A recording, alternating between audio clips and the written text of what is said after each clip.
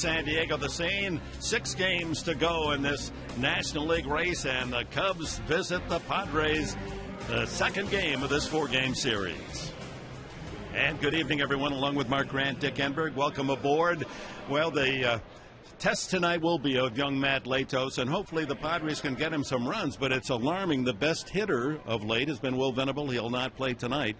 And I added up 5 of the starters tonight, and collectively, and that includes Eckstein, Gonzalez, Ludwig, Headley, and Hundley, they're hitting 111 in the last 2.5 weeks. And that's not going to cut it. I mean, this is crunch time. It's a real pressure cooker right now. Now is the time to go down and wake up those bats and give Matt Latos and the rest of the starters up until Sunday, give them some breathing room in early leads.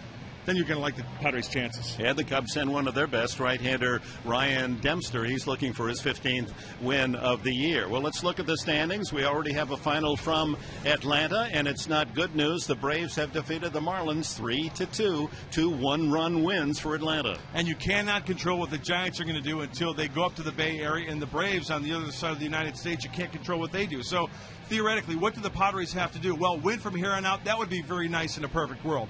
5-1, well, who knows? One thing for sure is they got to win tonight like it's the 7th game of the World Series. I'm sure Bud Black is going to be managing like that. So all hands on deck. Charlie Holstaff, everybody. If you can contribute, you are healthy. Somebody's got to try to contribute tonight to win this ball game. Well, let's see who might step up and deliver that big hit. The Padres had rare chances last night against Carlos Zambrano and had the bases loaded in the 9th and fell short on Nick Hundley's fly ball to left. It is almost a must-win situation for San Diego tonight. And let's look at the starting pitchers. Here's the matchup. It'll be Ryan Dempster, former relief pitcher, now a solid starter, looks for his 15th win of the season. He was hit hard by San Francisco his last outing. And Matt Latos trying to capture that elusive 15th win of the year himself. And our starting pitcher lineup is brought to you by Papa John's. Better ingredients, better pizza. Papa John's. Well, the 22-year-old Matt Latos, he and Darren Bowlesley have worked on his mechanics. Felt he was falling off the mound, and that was causing him to keep his pitches high. Let's hope he's in the zone tonight.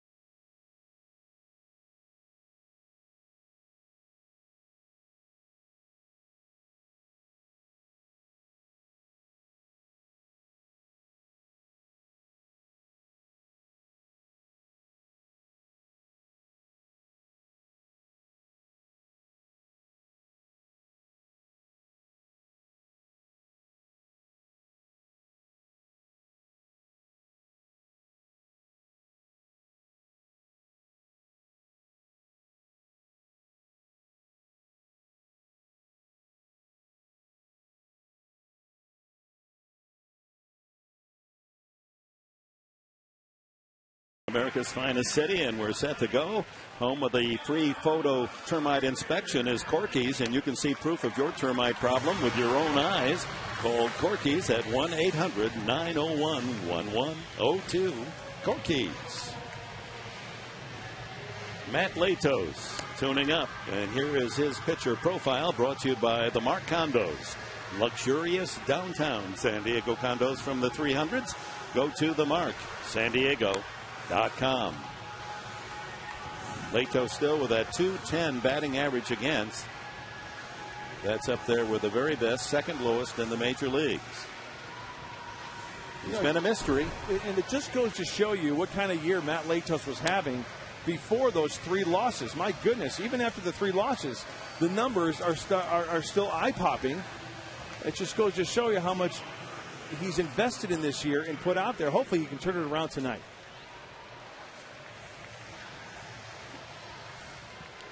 14-8 at the start, a 2.91 ERA. But the last 3 games, 10 in the third innings, allowing 16 runs. Strikeout ratio, one of the best in baseball, 9.31 strikeouts per 9 innings. His 30th start of the year. That's more than we ever thought. Kosuke Fukudome starts it off and takes a strike. He went 0 for 4 last night, but a couple of hard hit balls in the process for outs.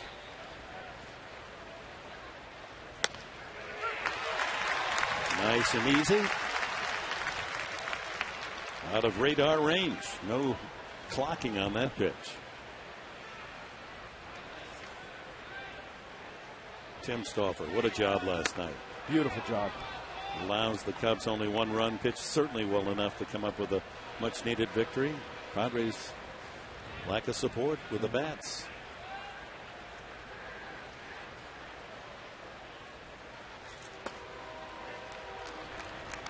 Two and two. You know, talking about crunch time, Tim Stauffer is one of those guys who I think has proven that he's one of them that can go out there in a pressure-packed situation and he will deliver for you. He'll be pitching the Saturday day game in San Francisco. Probably against Matt Cain. Foul back. You know, I mentioned earlier that this is Matt Latos' 30th start of the year. And to put that in perspective, he signed as a professional back in 2007. He started 13 games for Eugene. After that, the most he started was last year right in San Diego with 10. Another foul back. And that is something that has hindered Latos in these last 3 games, making a lot of good pitches but fouled off. 7th pitch of this first at bat of the game. High fly ball to left, giving ground to Stayers. 1 away. Through Fukudome, a changeup. Well, let's look at the Cubs starting lineup. It's brought to you by Floor Trader. Pay way less for your flooring and take it home tonight. Now open in Lemon Grove. Castro follows Fukudome. Then Bird had 3 hits last night. Ramirez clean up. Nady at first.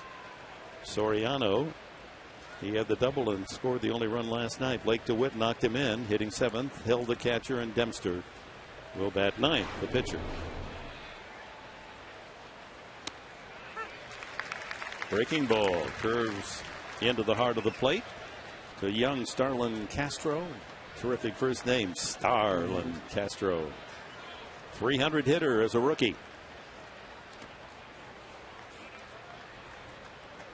And his 37 multi-hit games, the most by a Cubs rookie since Mark Grace in 1988, 22 years ago.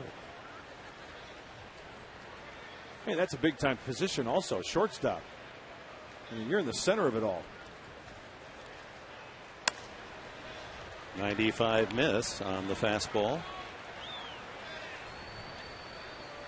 And to go along with those 10 starts last year in San Diego, he made 2 in Fort Wayne and 9 in San Antonio, so 21 total for Matt Latos.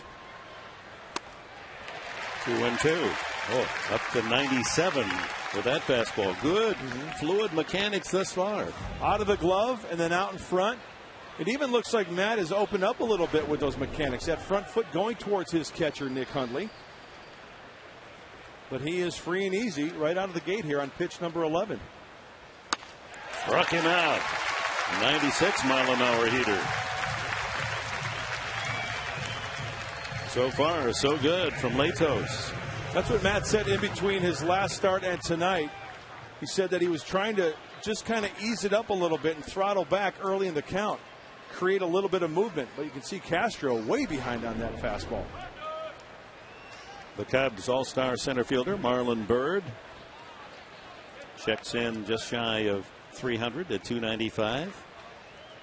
3 hits last night. Infield hit, single to right, and a double to right.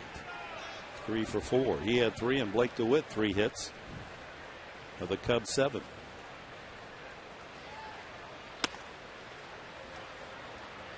You know, I asked hitters hitting off of Aroldis Chapman, 105. Now, Latos shows 97, right? What's the difference in that? How do you compare it? I compared to like Arizona Heat. What's the difference between 105 outside and 97? Not that much. I guess my point is 97. That's still chunking it up there pretty darn well. But those 3 fastballs all off the plate, 3-0.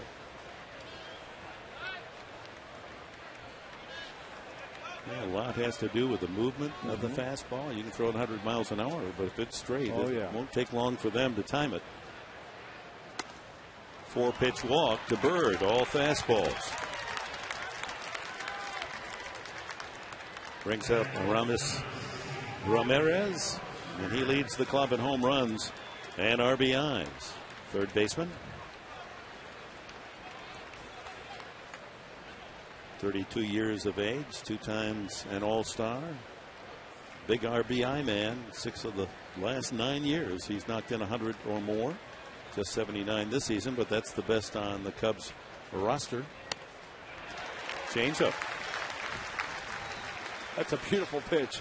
And Ramirez is like, I don't know whether he's talking to the umpire or the catcher, Nick Hundley, but that was some kind of a pitch there. Tremendous movement. Great arm action from Matt.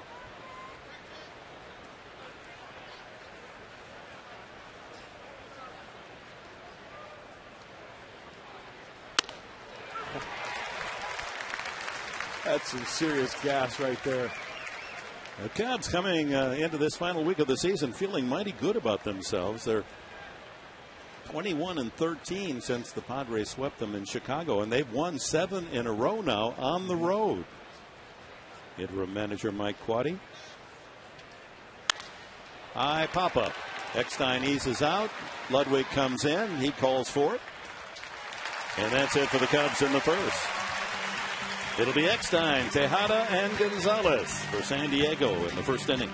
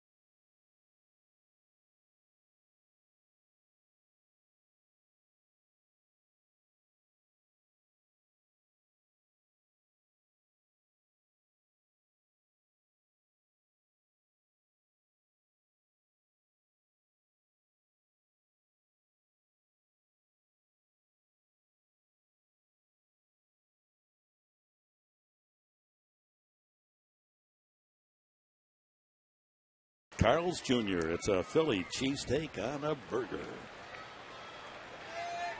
Ryan Dempster, veteran Canadian, 33 years of age, and here are his numbers, his pitcher profile, brought to you by the all-new Cadillac SRX, the Cadillac of crossovers.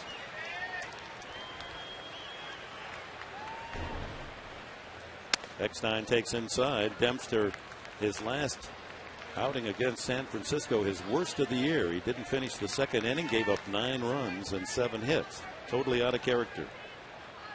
The worst start for Ryan Dempster in 7 years. This guy's had one heck of a career. Coming out of the bullpen, of course, starting for the Chicago Cubs, putting together some good years into his 12th year in the big leagues. Right back to him on an easy one hop. Eckstein, who started tonight 2 for the last 18. He's one of several in that starting lineup. Wrapped up in a slump. A look at that San Diego lineup of Buddy Black, brought to you by Alpine Rock and Block. Start your next backyard project with Alpine Rock and Block. Tejada, the only man that's hitting regularly, and the other, Will Venable, not in the lineup. Gonzalez, Ludwig, they're both 2 for 16 and 2 for 21. Matt Stair starts in left. Chase Headley, he's 2 for the last 17. Nick Huntley, 1 for the last 13. The news is not good there. Someone's got to wake up the bat here. And you know who's had as good a swing as any is Matt Stairs. Yep. Tejada at 277 with a 10-game hitting streak. And he drops a single into left field. So he's now hit safely in 11 in a row. Those guys down in the dugout need to kind of rub up against Tejada, get some of that hitting magic. Or maybe start using some of Miguel Tejada's bats up there at home plate. Ryan Dempster likes to throw the ball inside. That one leaks inside. It's a little two-seamer. He wanted it down and away, but Miguel, like we've seen so often this year, as a Padre, he will fight it off. And you see, almost like he kind of squared up in the box before he took off, kind of nursing that groin again, trying to avoid those short spurts. Adrian Gonzalez, look at that. He shaved the facial hair. He swings, and maybe that was slowing him down. Hits it deep to left field. And catching it at the wall is Bird. Oh, my, just missed on that one. So the clean-shaven Gonzalez trying to break out of a hitting slump, and he almost delivered on the very first pitch he saw tonight. Oh, he got extended. Even though that ball's on the inner part of the plate, Marlon Bird over to catch it for the out, not far from getting out of here. You know, Bird, I think, misjudged where the wall was. Yeah. He almost caught that ball as he slammed into the wall, could have knocked it free. Oh, Adrian going back to the prospect look, back like he was back at Utica in 2000. He looks his number 23. Yeah. Wow. Ryan Ludwig, slider strike. 2 for the last 21 for Ludwig. One of them was a big home run in St. Louis. He's had good success against Dempster, hitting .444 career with a couple of home runs. This one chopped to third, backhanded at third by Ramirez, and the Padres are out in the first inning. That's 17 2/3 innings without scoring a run.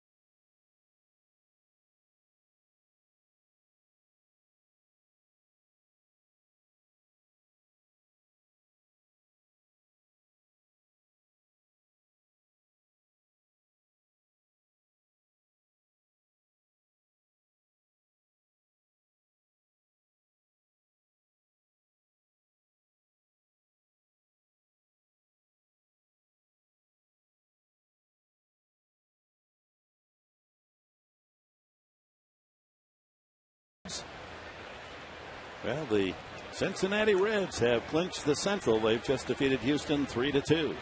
A walk-off home run by Jay Bruce. Oh, that had to really spark an explosion of support from the fans of the Redlegs. They're in the playoffs. 3-2 tonight against Houston.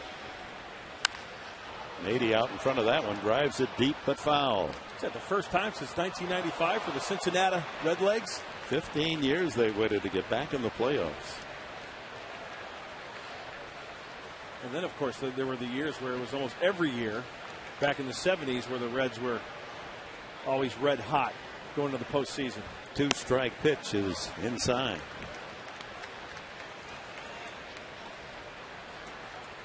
Phillies clinching the other night. Phillies will play their last 3 in Atlanta. We wonder how seriously Charlie Manuel will make out his lineup card with everything wrapped up. Out of play. Of course, Charlie Manuel and Buddy Black go back in their careers and are friends. And remember, Manuel picked Black as one of his coaches for the All-Star game. Yep. So imagine there might be a phone call or two between the two skippers.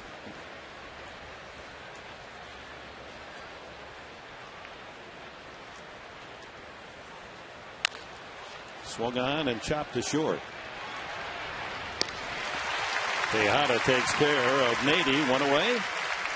A look at the Padres defense, brought to you by Easy Turf, synthetic lawns and putting greens. The best looking synthetic grass is now more affordable. Call 866 Easy Turf. Headley, Tejada on the left side, Eckstein and Gonzalez will control the right side with the outfield left to right, Stairs, Denorfia and Ludwig. Hundley behind the plate and young right-hander Matt Latos on the mound. Soriano. Foul ball. Hey, Ivan De Jesus, the third base coach, can still pick it. He was a heck of a shortstop back in the day. They don't. Their legs may go, but the hands, good hands, stay.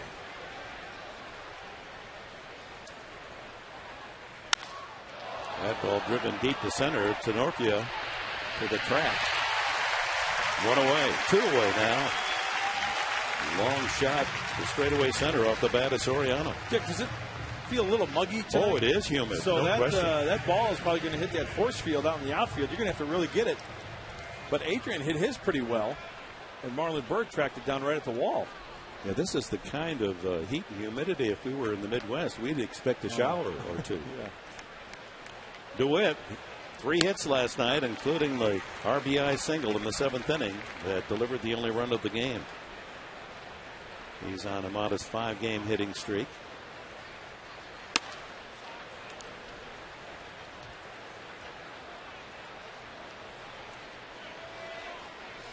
Raising his average up to .265. Sharply hit, but right at Eckstein. A quick evening for Matt Latos. 1, 2, 3 of the Cubs retired. Bottom of the 2nd. Stairs will lead it off for San Diego.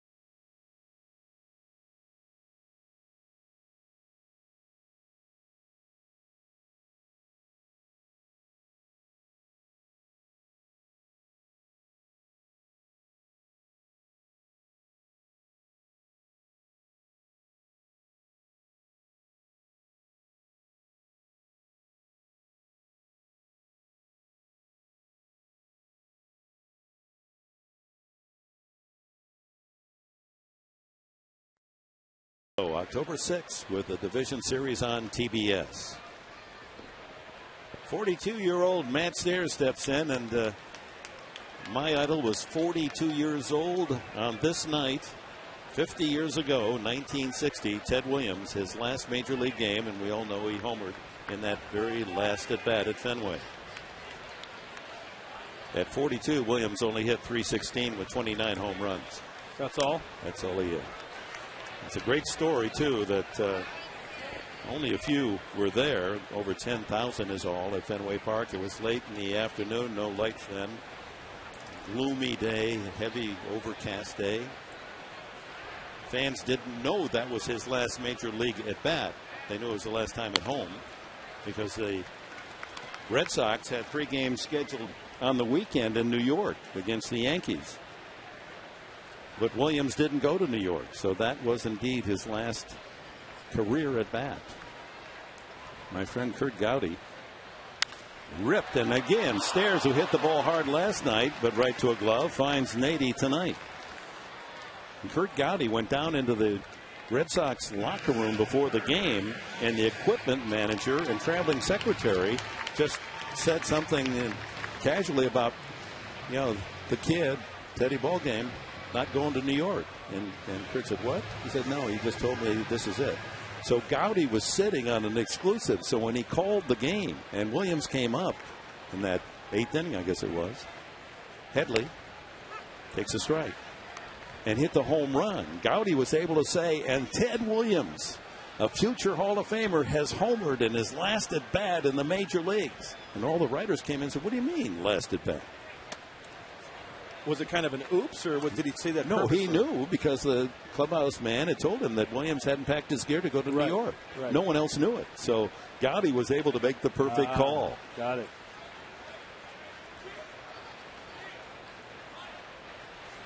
One and one to Headley. I remember seeing that home run on that documentary that they've had about Ted Williams. I believe it's on HBO. Not many people in the stands, like you said, so it was kind of a not many people got the chance to see that live. And it inspired what many feel is the greatest baseball essay ever written by John Updike. Entitled Hub Fans Bid Kid Adieu. He had never written a baseball story in his life. Wow. Wasn't quite 30 years of age, and wrote this magnificent masterpiece. 3-2, changeup, Headley out in front. And of course the punchline to his essay, when Williams circled the bases and ran into the dugout and refused to come out and take a bow, to see it was his last home game, swung on and missed. Headley's troubles continue. And Updike wrote, gods do not answer letters. The fans, even the umpires, pleaded for Williams to come out of the dugout and tip his hat, which he wouldn't do. And Updike, gods don't have to answer letters. No, the image I have in my mind, not only that swing from Ted Williams, but when he rounded the bases, head down, so almost a sprint around the bases. Mm-hmm. At times it was very rare he even, acknowledged the third base coach. He'd kind of just throw his hand out there just as a courtesy and then run right by home plate, right back into the dugout. The only time he acknowledged anyone in the seats was when he looked up at the press box at the writers, with whom he feuded constantly, and he would offer a finger gesture or a little expectoration. Oh, he was irascible. Chop to third, foul. And then there was the time when there was a dispute between the writers and Ted when he crossed home plate. He put his hand up to his mouth like, I'm not going to say anything. I'm going to keep my mouth shut. But you know what he was saying. He could, Ray Boone, who was a teammate, said when Ted was mad, you just sat and listened. No one could gather profanity and use it in such alliterative terms as Ted. 0-2 to the Padre catcher. Hey, hello. Dempster all the way to the screen. Dempster almost threw that in the dumpster. Was it a fastball that just gets away? Maybe it was a split finger. I don't know if it was a slider. It was registered at 91 in our gun, so I'm guessing it was a fastball that just got away. McCoy Hill is a little smirk on his face after that pitch.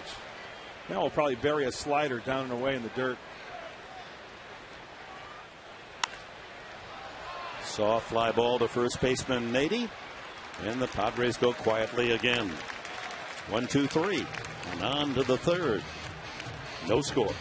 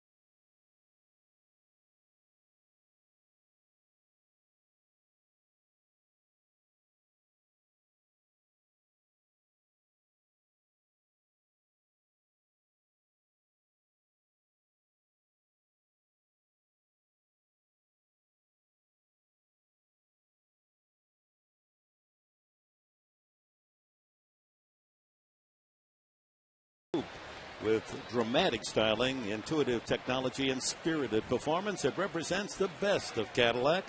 Test drive one today. In the Cubs' third inning, it'll be catcher Coy Hill, the pitcher Spot Dempster, and then Fukudome, top of the order, against Matt Latos. Hill, 2 for the last 19 to see his average dip down to 212.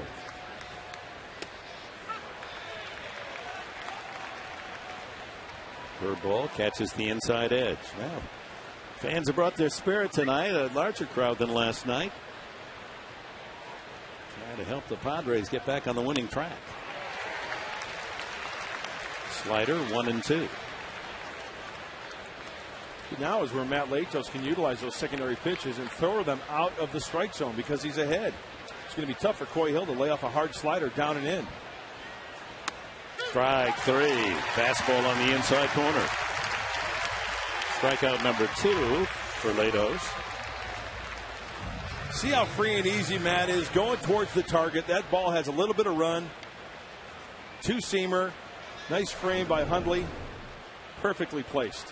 Well, he's 6'6", and he wants to throw downhill, and that was a good example. And he said that in this last 3-game stretch that he hasn't been able to get that pitch on that downhill plane. They've been leaving it high. Broken bat ground ball to Eckstein off Dempster's swing, and there's 2 away. Just one other quick thing, because this date is important to Ted Williams, that 50-year anniversary of his last home run, number 521. But also on this date in 1941, Williams became the last man to hit 400 in the major leagues. When he could have sat on the bench that day in Washington. He already had an average of 3.99955, which factors out to 400. No, I'm going to play doubleheader, 6 for 8, and finishes 406. Wow. And he was a hitting machine. I didn't see them all, but the best swing I ever saw. Best hitter I ever saw.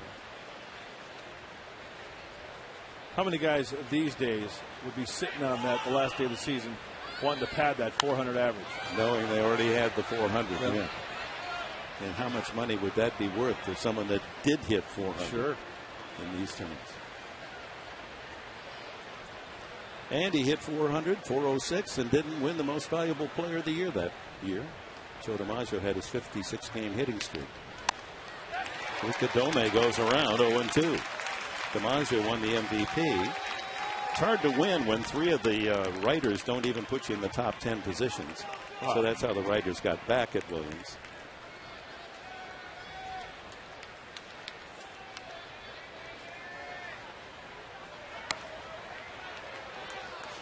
Again, an easy 97 from Latos. There's some guys who are max effort and they give it each and every pitch 100%. Matt does that, but when he's going well, it's free and easy. Struck him out. Number 3. 1-2-3 again for Latos. He's only allowed a walk. Only base runner in the first 3 innings. It'll be Denorfia leading off. Bottom of the 2nd. Bottom of the 3rd.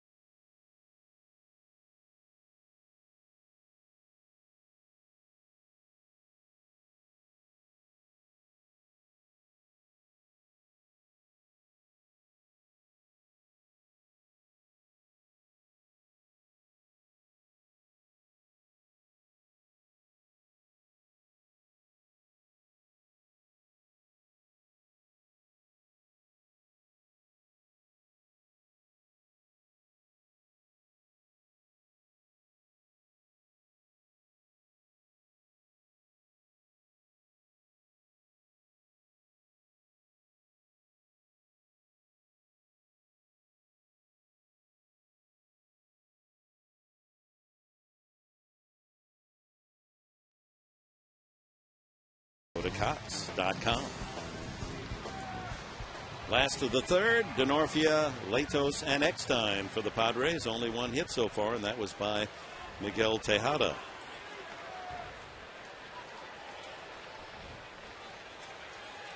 Arizona, San Francisco underway. They're in the 2nd, no score.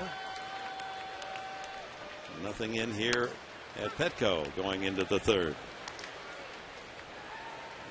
Dempster has this wonderful habit, at least if you're a Cubs fan, of taking care of the first man he faces in an inning.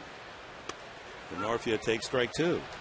For the season, leadoff hitters batting only .199 against Dempster. That's really tough to start a rally that way, huh? So he's not afraid to throw strikes right off the bat to that first guy up. He's ahead of Denorfia 2 strikes. There's a line drive right center field. Bird chasing after it. Dives and makes the catch. Oh, my. And that's how it goes. A team in a slump finally cracks one on the nose, and the defense makes an outstanding play. Marlon Byrd playing on the shortstop side at second base. This ball is kind of slicing off Denorfia's bat. What an outstanding catch by the Cubs center fielder. Ryan Dempster smiling ear to ear. Wow. That gets through to right center field. That's a triple. Yeah. His name might be Marlon Byrd, but he flew like an eagle right there. A couple of good plays made by Byrd. Went right to the wall to capture Gonzalez. Bid for extra bases in the first inning. Latos, 50 at-bats on the year. Half a dozen hits. One of those, a home run.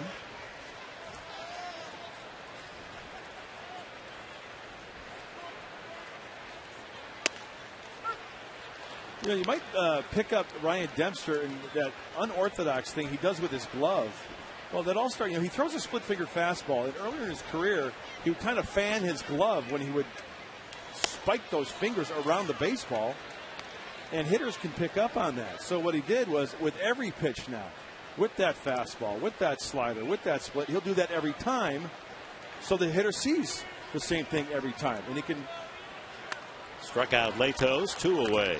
He can go to whatever pitch the catcher puts down. Second strikeout. It's also looks as a bit of a distraction. Sure, too. you don't see that from any other pitcher. Yeah. Kind of that double wrist flick on the glove side. You start up there with the bat, mesmerized by the glove, and forget about the ball. Not that they do, but it is qualify into the category herky-jerky.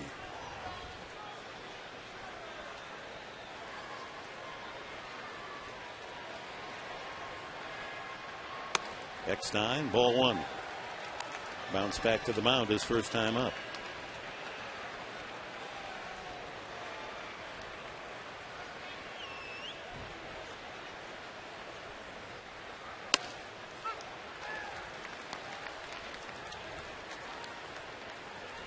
Tomorrow night, it'll be Chris Young in his 4th start of the season against Randy Wells.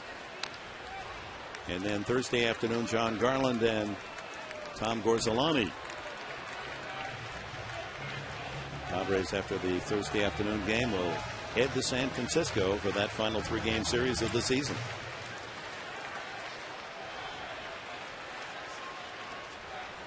A lot of deep thinking going on.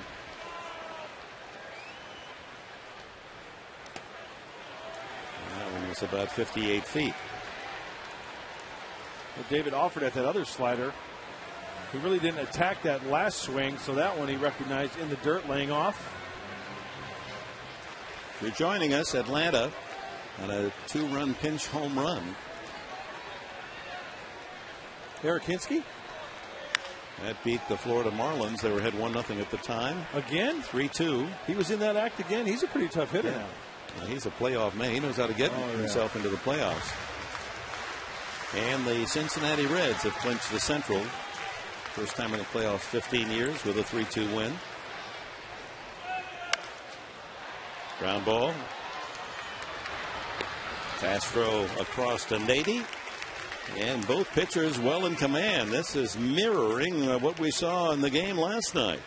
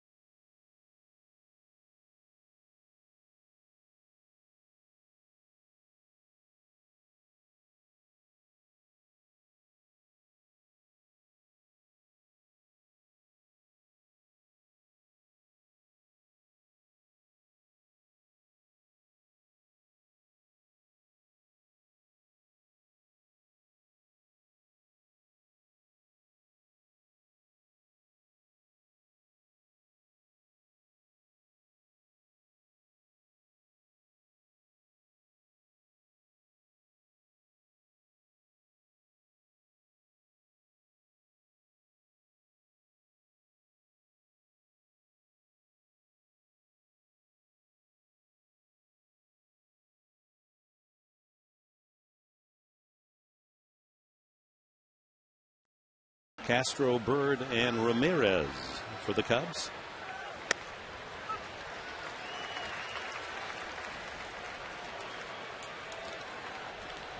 Castro struck out, 1 of 3 recorded by Latos in the first 3 innings. Went around. Well, he's mixing it up with that fastball as far as speed is concerned. 97 to 90. That one was 94, and anywhere in between. Even if it's just a fastball, that will catch the hitters off guard. Fouled into the glove of Hundley. Strike 3. Latos fanning 3 of the last 4 men that he's faced. High fastball. He wanted it down, but out of the hand, it looks pretty good. Right across that Chicago, the chest of Castro. He made contact, but into the glove of Nick Hundley. Did you wear a Chicago Cubs cap when you grew up? Oh, I did. My dad was a White Sox fan. I was a Cub fan. Just to be contentious, Yeah. just like a kid. And I'll tell you why my dad became a White Sox fan. His dad took him to Wrigley Field one time. He asked the guy for an autograph, a Cub. He blew him off. He goes, "That's it. I'm a Southside fan now." that was that generation. My dad the same way. Marlon Byrd, the only base runner thus far allowed by Latos. He walked with 2 away in the first. Latos has yet to throw him a strike. That's 6 straight balls.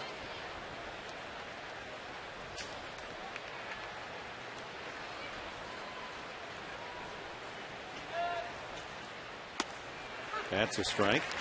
Well, first report from up north. And Rodrigo Lopez, the pitcher, a sacrifice fly to give the Diamondbacks a 1-0 early lead against the Giants. Jonathan Sanchez pitching for San Francisco. Ooh, what was wrong with that? Pretty good pitch. Good downward plane on that fastball. Might have been caught low, but Sanchez, by the way, marked 4 September starts. His ERA is 0.73. So to give up a run the second inning, that has to be a shocker. Ooh, Bird 3-1 after that 95-mile-an-hour high fastball.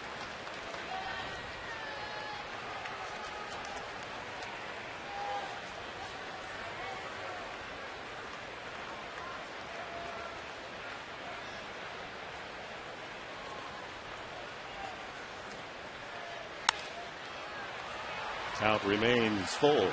You know, I know there was a lot of talk going into this year regarding Matt Latos and the workload, the innings pitched for the young right-hander.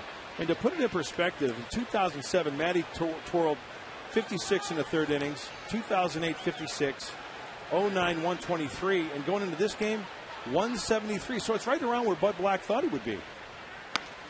Ball 4. So Bird walks for the second time. 1 out. And that brings up Ramirez, and this comparison brought to you by the San Diego County Toyota dealers. Here's exactly what you were talking about.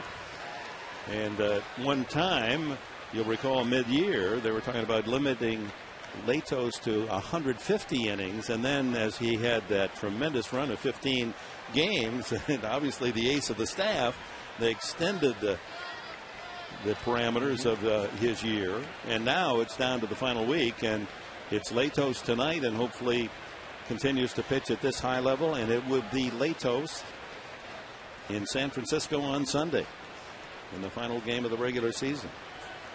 Ramirez flying to right first time. Late on that fastball. Infield set for 2.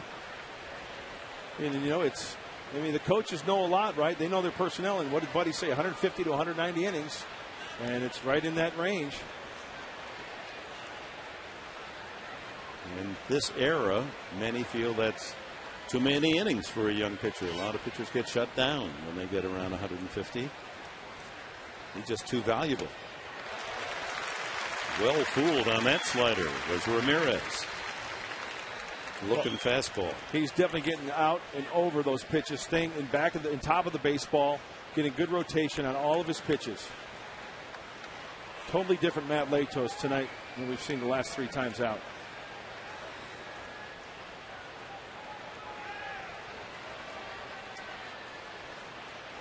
Matt had to step back off the rubber there. He did not throw to first base. If he would have pivoted in front of the pitcher's plate, which they call it, he would have to thrown over to first base, but he stepped back on that fake throw.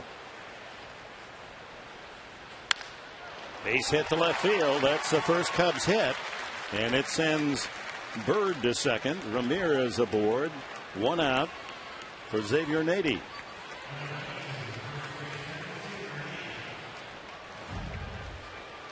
Well, Ramirez loves the fastball, and look at that. It's a high fastball at 94, and he gets some serious top hand on it as well. But there again, the luck of the draw and what makes this game so fascinating. That ground ball hit 15 feet to the right or left as a double play and the inning's over. Yep. But he found the 5.5 hole, and the Cubs, this is the first serious threat by either team. Nady grounded to short back in the second.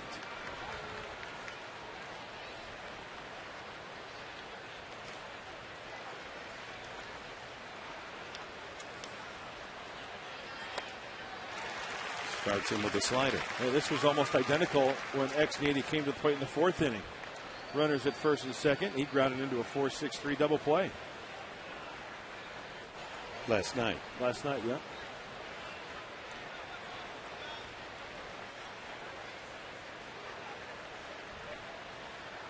Of course, signed out of Cal Berkeley with the Padres and loved it here. Continues to make his home in the San Diego area.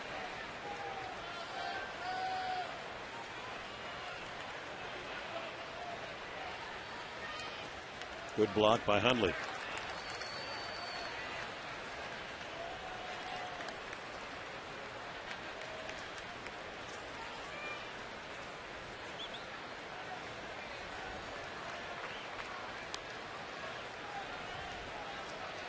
One out, walk to Bird. Ramirez sends him to second. And the count, a ball and a strike to Nady.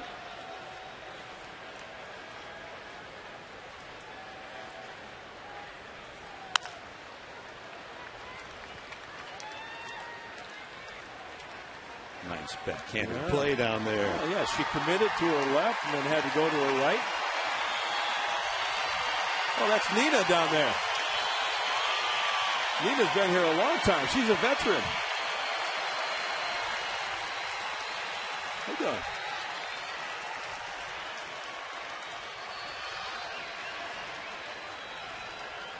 on. 1-2. Got him. Way late on that. 96-mile-an-hour fastball. That was by him. 5 strikeouts now for Latos. Notice one thing about Matt Latos this evening. Look at where that pitch is. It's up a little bit, but the giddy up gets Nady. My point is, Nick Hundley was set up on the outside part of the plate, and that's exactly where the baseball went, on the outside part of the plate. Alfonso Soriano sent center fielder Denorfia onto the warning path his first time up. Tough hitter.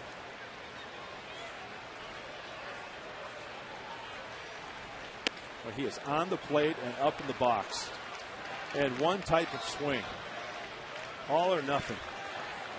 His double last night in the left field corner wasn't really hit that well, but he able to muscle it for a double, and then DeWitt followed with a sharp single for the only run. Look at that, his chin right over the inside corner. And he hits that ball to left field. Stairs is there. That was similar to the ball he hit for the double, only he pulled it down the line last night. Nothing for the Cubs in the fourth. They leave 2.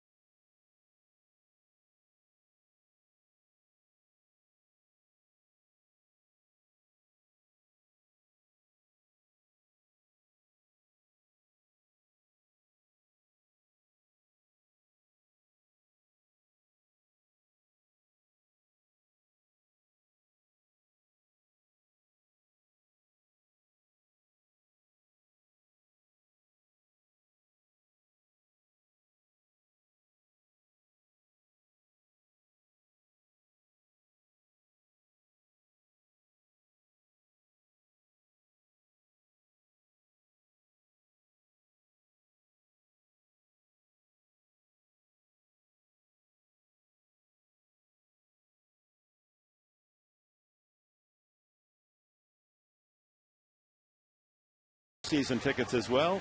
And make sure you have the very best seats for all the big games next year. Don't wait. Call 619-795-5555. Let the Padres know you're in. Representatives are standing by. Tejada with the only Padre base hit, the only base runner off Ryan Dempster, extending his hitting streak, now the 11, with Gonzalez and Ludwig to follow.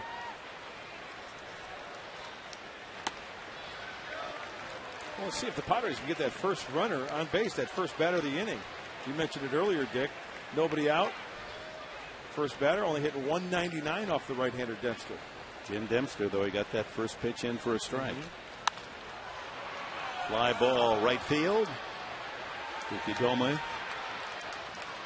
for the out.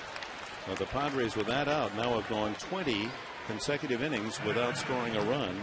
And in the 20 innings, they have 8 hits, all singles. Gonzalez tried to make it long ball. First time out. The cleanly shaven first baseman hit it to the wall in deep left center, but Marlon Byrd able to make the catch as he crashed against the wall.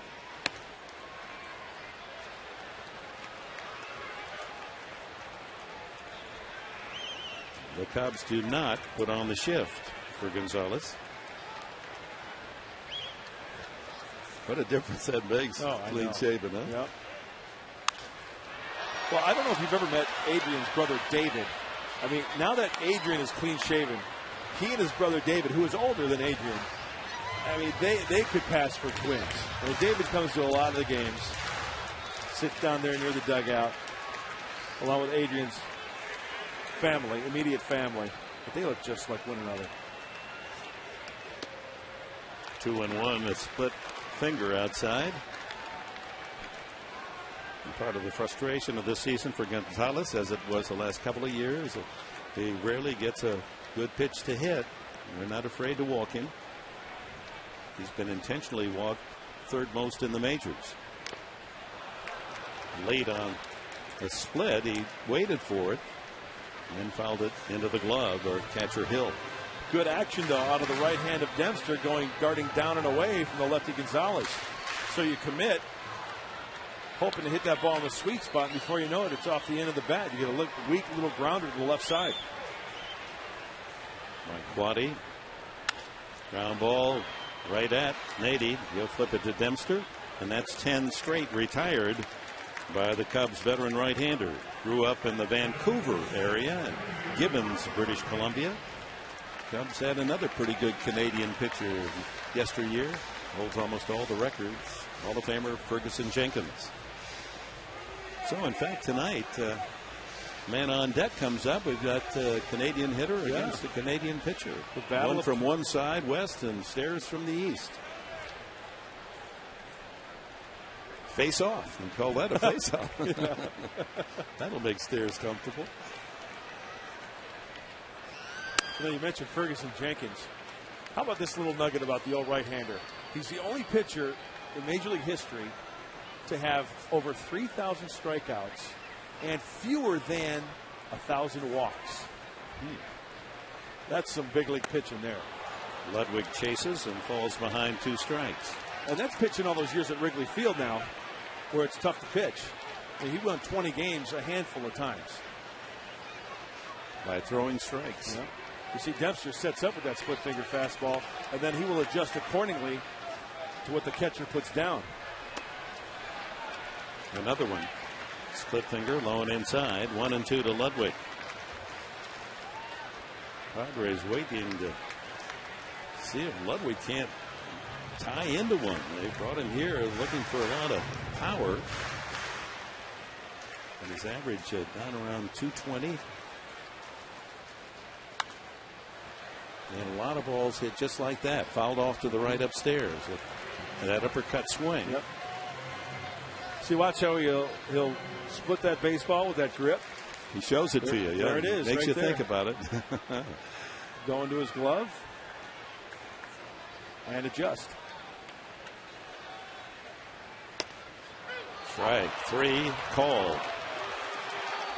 And the Padres' string of outs continues. We go to the 5th. No score.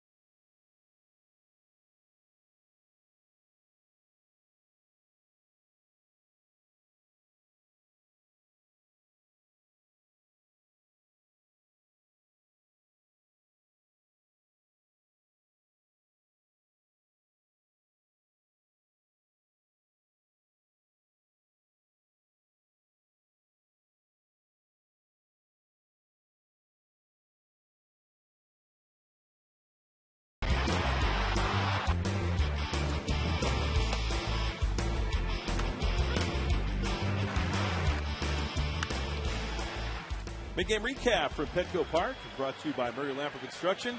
Check out their new and improved website at murraylamper.com to see photo galleries, remodeling tips, meet some of the team, schedule a no-obligation in-home design, and get an accurate quote. Dick?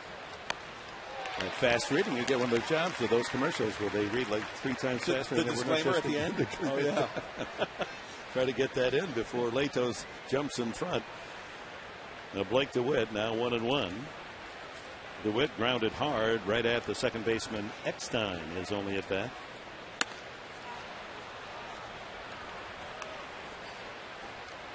This is Sun Series. 1-0 last night. No score through 4 tonight. 1 run total. Game and a half. And there's a drive to right. Can Ludwig get back? Yes.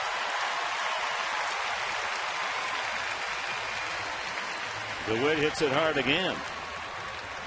Keeps it in the yard. Maybe that thick air kind of knocked it down a little bit. Off the bat, I'll have to be quite honest with you. I thought I was going to give it a bigger ride than that. It was up. It sounded nice off the bat. And Ludwig pulls it in just before the warning track. And right before the scoreboard that shows Arizona leading San Francisco 2-0 now in the 3rd. But Latos pounces on it and then drops the ball. And safe at first is Coy Hill. That was an easy out, and you know that Latos is angry with himself. He had it. There's a case where he didn't have to go after it with his bare hand. He had plenty of time to glove it. I think you're right. Absolutely, Dick. He had plenty of time to square up in front of that. That is an error on Matt Latos. Plenty of time. Where he touches the ball, it was in between his legs where they were planted. Just wants to take a bite out of the ball now. Yeah. So Hill safely aboard on the air, the first of the game. And the first committed by Latos in the entire season. He's a good athlete. So Dempster will try to move that runner to second and give Fukudome a chance to drive in the only run of the game. Now this is a good time for Latos to back off the mound. In fact, I'm surprised how they didn't go out just to get, settle him down because he's mad at himself. Absolutely. You got to forget about the misplay and concentrate on the hitter who's going to bunt, Dempster. And it's a good bunt. Gonzalez back to Eckstein. 3-4 in the sacrifice. That's what a pitcher loves to do. Get it done and get it done early. Fukudome has flied out and struck out. Dempster is an excellent man in this situation. That's the 15th sacrifice bunt for him this year. Second most among big league pitchers. Good bat control. That'll keep you in a lot of ball games as well. I mean, the guy's got good stuff as it is, but getting that bunt down really helps your cause. So an error and a sacrifice, and a run out there at second base with 2 outs.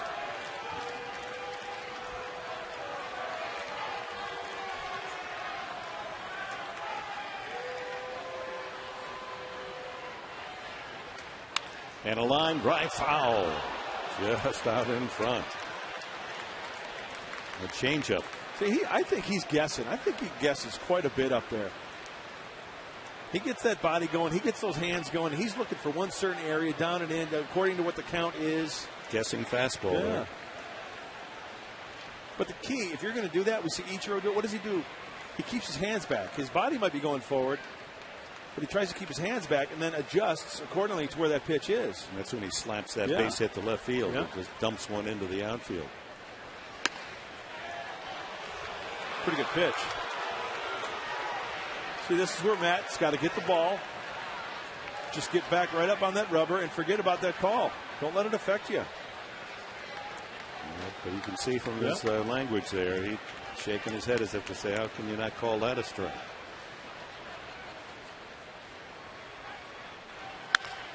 Line to left field, stares into the gap, but he won't get there. All the way to the wall. The run scores easily, and Fukudome pulls up at second with an RBI double. His 44th run batted in, and the Cubs take the lead 1-0. The error by Latos becomes a run. That makes it all the more difficult for this young guy to digest. No, that ball looked like it was right down the middle of the plate. Fukudome stays inside that baseball well, but it just hit too hard from Matt Stairs to even try to get a glove on it. He wanted that one down around the shoe tops on the outside part of the plate. So Castro struck out both at bats. 2 out and man in scoring position. 1 run in for the Cubs. Get the extra out here in the 5th inning.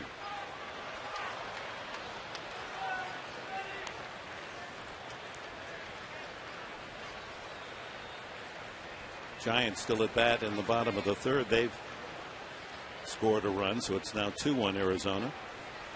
Atlanta won 3-2 tonight.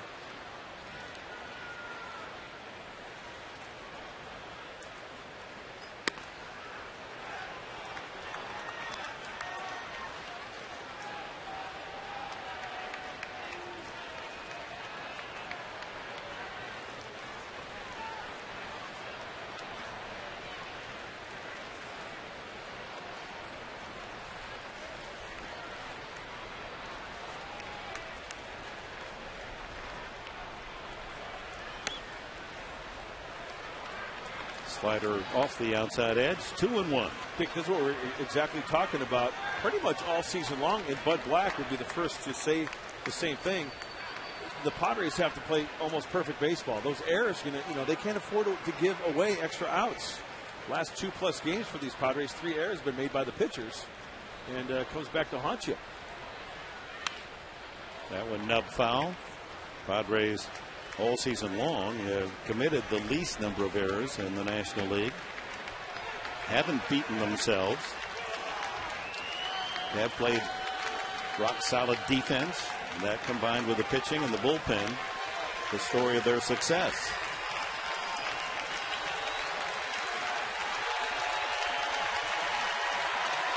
Latos looking for a strikeout pitch. Just did flip that one foul.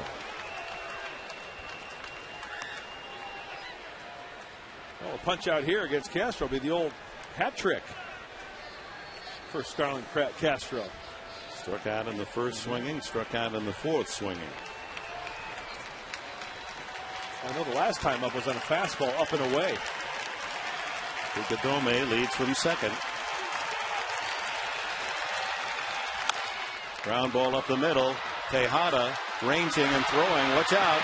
Throws it away, and it's going to go into the dugout, and the run will score. Another error, and Tejada made a foolish play there. He was ranging, and because of that injury, couldn't really get himself at full speed. Tried to make a miracle throw, threw it away, and threw the Cubs another run. So the Cubs here in the inning, on a couple of errors, have scored 2 unearned runs.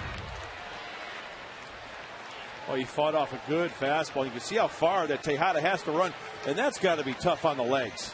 When you're nursing a groin injury and doing all that running, watch, right out the get-go. 5, 6, 7 steps, spin, turn. I mean, that's a lot on the legs. And then Adrian gets a glove on it.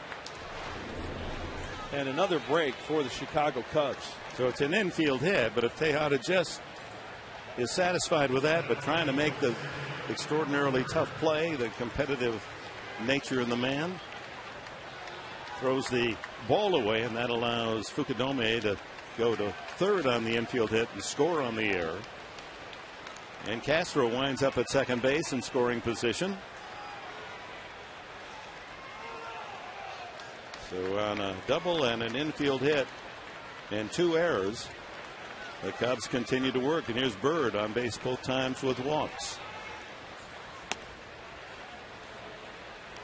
Slider outside. Lato's having trouble throwing Bird a strike.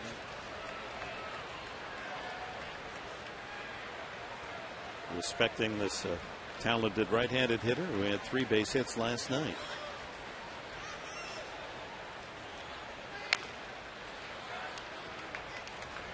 Another slider.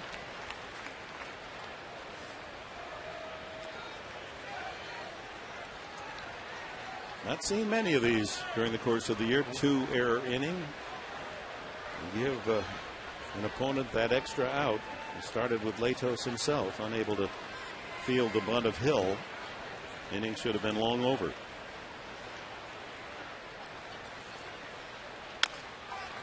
It's going to be a tough play for Headley. It's an infield hit for Bird, and Headley wisely didn't throw across. Bird with another throwing mistake.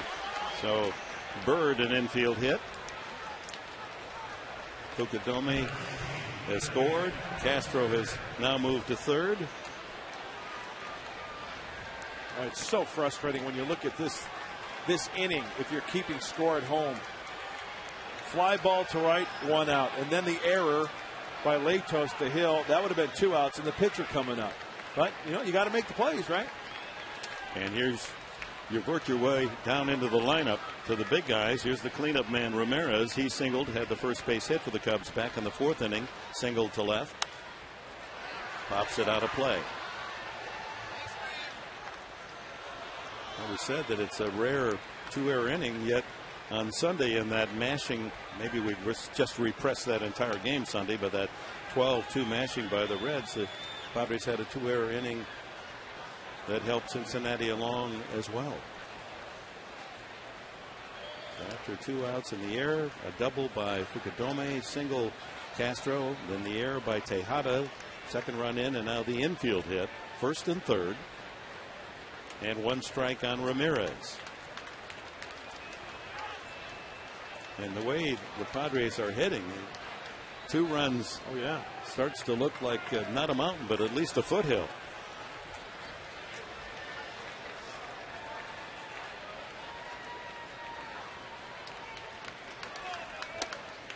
Two strikes now on Ramirez.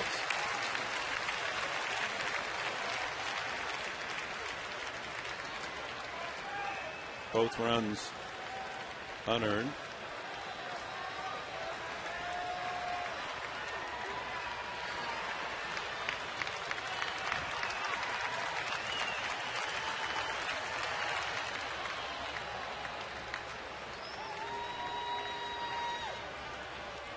Next time that play works, I'm going to buy you a gold watch. You heard it, folks. Because I see a lot of those gold watches in New York when I'm there. On the streets. Okay. And a really bargain price. So you didn't say real gold or fake gold, just the colored gold. Oh, those are fake? No. Because I've got one picked out.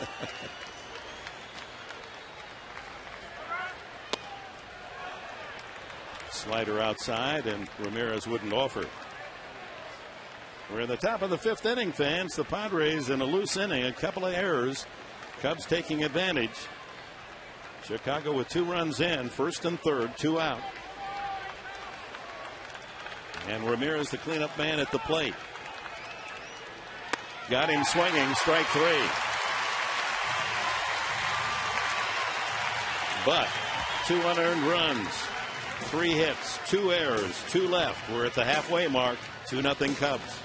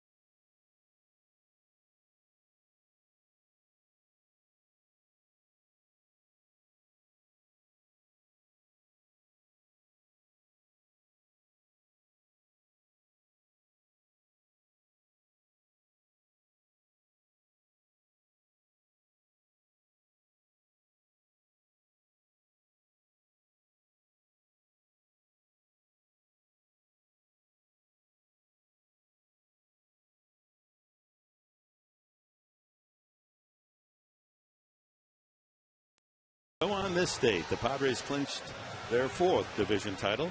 Club history, a 9-1 win over the Giants.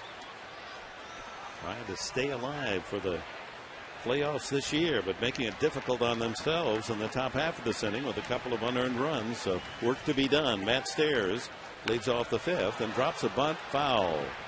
Stairs hit the ball hard his first time up and lined it right to Nady at first base. The Battle of America's Hat. Canada, BC against New Brunswick. Coast to coast. What's about halfway in between, Dick? Saskatoon? Yeah, if you take the News balloon to Saskatoon, you'd be right there.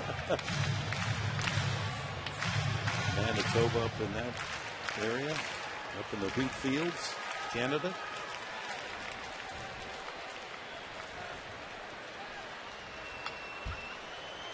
Good cut of the fastball.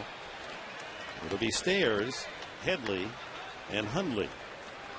This will be a good time for the Padres to break out of the 20-plus inning scoreless streak. As these Cubs pitchers, Zambrano in the relief corps, and now Dempster just whitewashing the home team.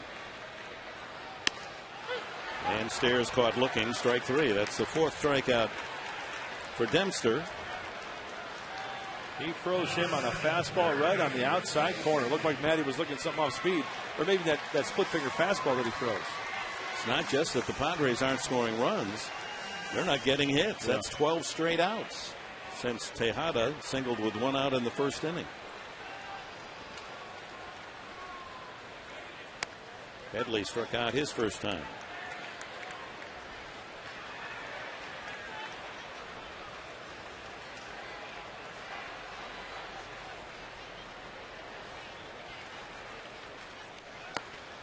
There's that split finger.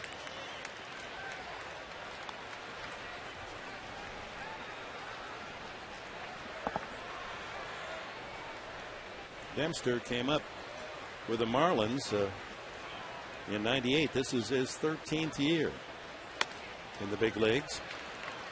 And when he went to Cincinnati for 3 years, they made him a relief pitcher. And then he had Tommy John surgery and was released.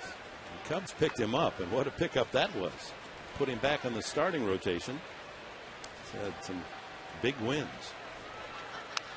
You know, we've seen so many guys throughout the history of baseball, especially the last 15, 20 years, who come back even stronger after Tommy John surgery. I wouldn't be surprised the next couple of years, guys get it in their contract. 5-year deal, I have to get Tommy John surgery because I'm going to come back stronger. Yeah, the 2008 season, the Cubs put him in the starting rotation. He went 17-6. Inside, 3-2. And just like Zambrano last night, not a lot of free tickets. Zambrano walked only 2 in his 7 innings of work, and Dempster is yet to offer a base on balls tonight. He goes full. I think this is the first 3-2 count. And he walks Headley. That could be a start. Brings up Nick Hundley.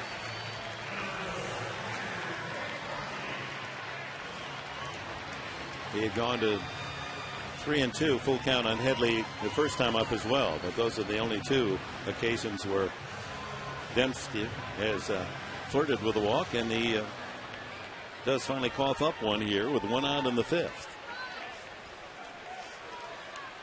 Hundley so close to being the star last night with the bases loaded. 9th inning, 2 out. Hit one fairly well, but right to the left fielder with the final out. It's been a while since Dempster's been working out of the stretch. The second hit of the ballgame, Tejada singled, and that's it. Maybe that'll make a difference. Yeah. It does sometimes. Sure. Changes. Now, does he flip-flop the glove here when he works in the stretch as well? He can't, No. can he? No, just the regular set. He'll fan that glove. Keep it fanned like that. Up, last couple pitches been up out of the stretch.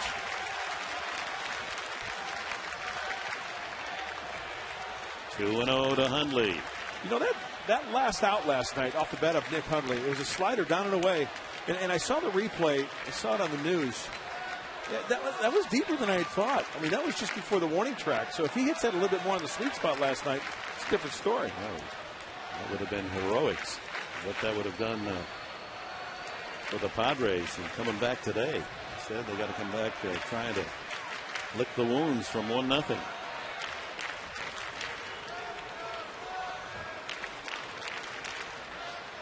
Two balls, no strikes. Dempster finally pitching under a little pressure after walking Headley here with 1 out.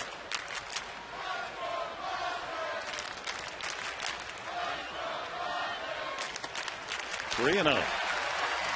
Up again. Having difficulty working downhill. Maybe being a little bit too quick out of the stretch. Mike Quaddy, interim manager, 53 years of age, and the third base coach. That's a high strike.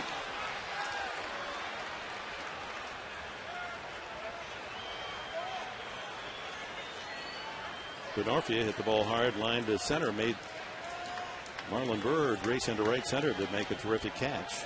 He's on deck. 3-1.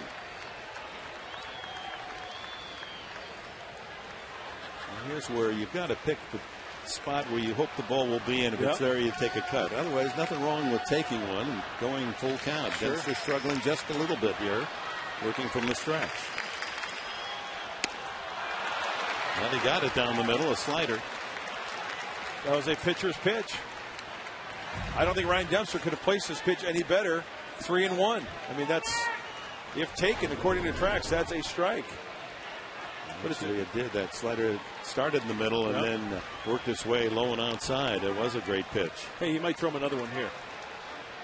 Why not?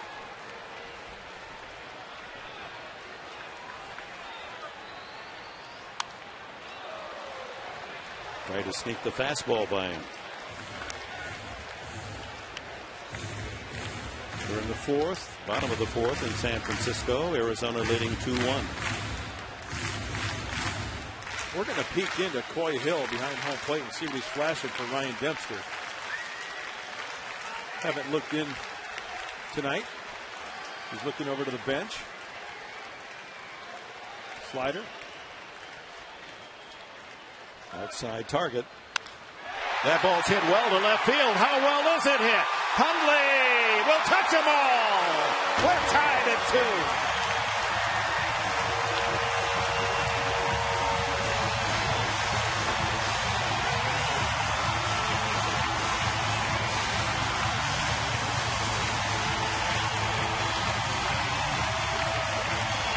Number 8 for catcher Nick Hundley, and he evens this game with one swing.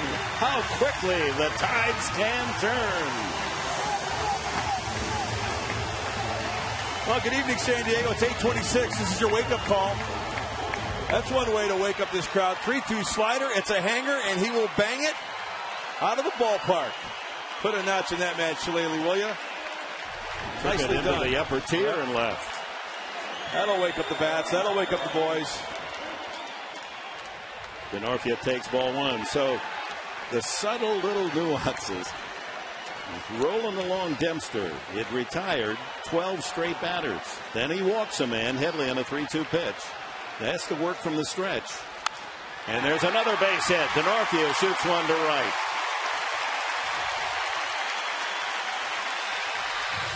After lining out to right center, creating a terrific defensive play the last time up. So the Padres, perhaps that home run by Hundley will light the fuse.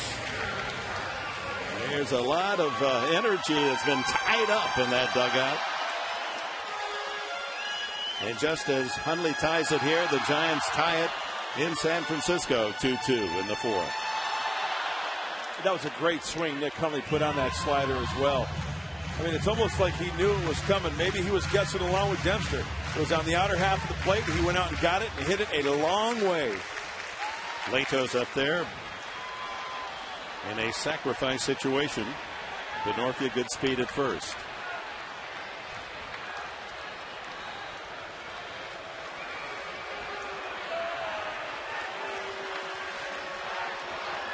.398 feet. A home run by Hundley.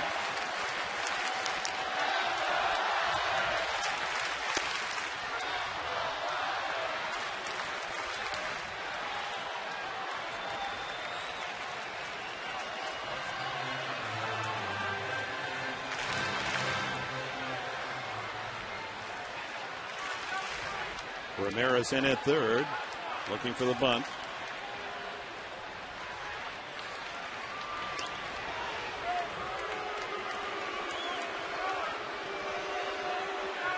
DeNorfia ready to scoot from first.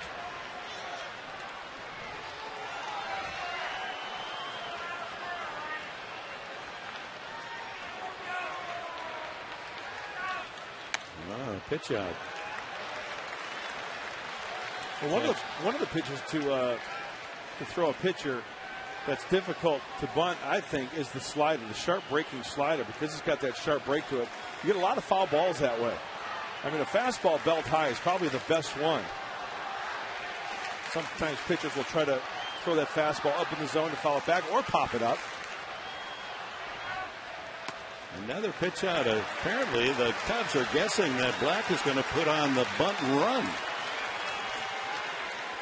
Or a steal. 2-1. Sometimes that runner at first base will get too big of a secondary lead as well, and Coy Hill's got the front door open. That throw down to first base with the right-handed hitter.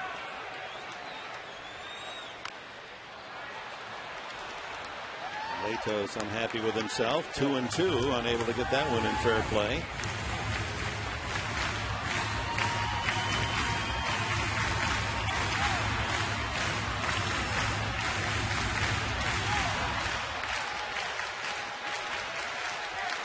Manager's little cat and mouse going on here. A couple of pitch outs. Now Rick Renteria, the first base coach, goes over to say something to DeNorfia. Is he really bunting? Yes. And he's out of there. Strike 3. Well, that's not a very good effort by Latos. Took 2 strikes and fouled one off. 5 strikeouts now for Dempster.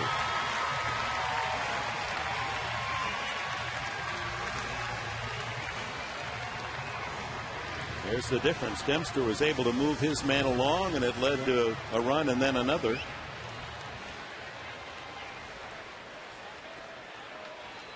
Eckstein grounded out twice.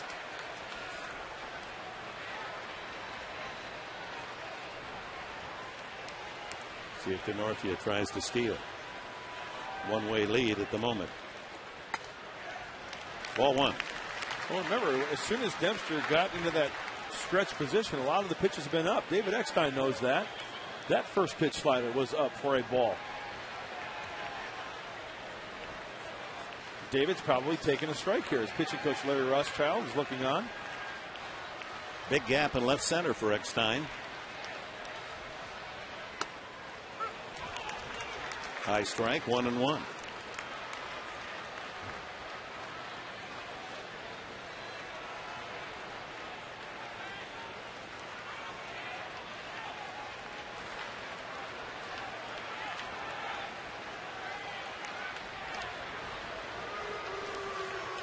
You can see how humid it is out tonight, muggy. I mean, that hat, Ryan Dempster, you can kind of see the, well, first look at his hair, working up a serious lather. And then look at the C on the cap. And that's usually not that dark a red. That's some serious sweat working through that lid.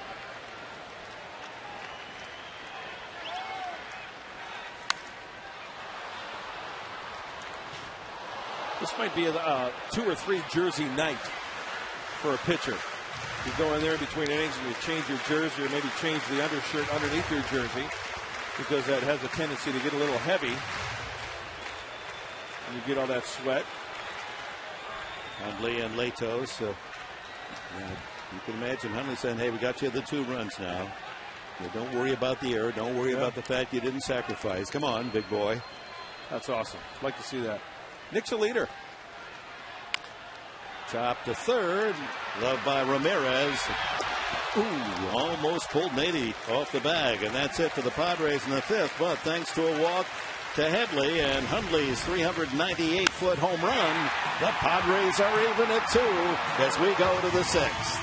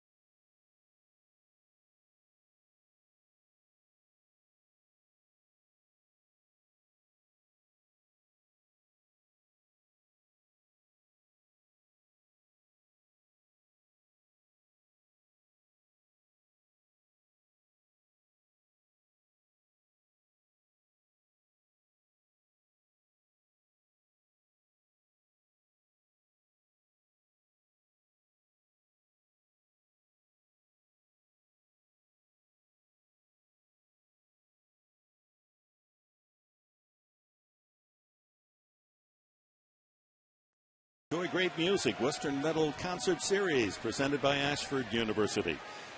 November 6th, that's a Saturday night. John Legend will take the stage with special guest Macy Gray. Tickets are on sale right now at Padres.com/concerts. Nady leads off the 6th. The game tied at 2. Nick Hundley making some music with that nearly 400-foot poke into the left field bleachers to tie it up. Up, and away on that breaking ball that didn't. And we'll have to see if the discussion between Nick Hundley and Matt Latos in between innings on that bench has any effect on Matt out on the mound.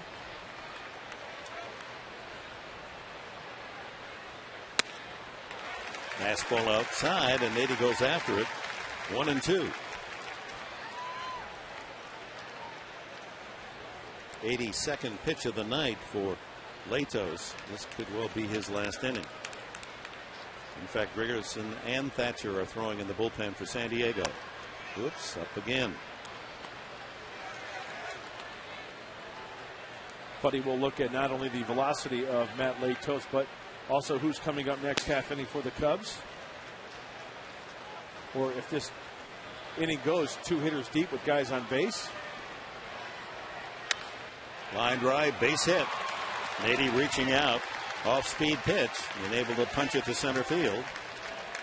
That's the 5th hit tonight for the Cubs. Well, that breaking ball kind of looked like it just rolled up there rather than having that sharp bite. And Nady, boy, you talk about going out and getting it. That ball was well off the plate. He'd been throwing the fastball by Nady, and he takes something off it, and it's Nady out in front. Speeds up his bat, you're right. Soriano is sent a long out to center and fly to left. He's got into 12 double plays this year. That ball hit well to left center field. That's deep. Denorfia looks at it, and that ball is gone. That was a laser shot. Soriano, number 23, and it doesn't take the Cubs long to regain the lead. 4-2.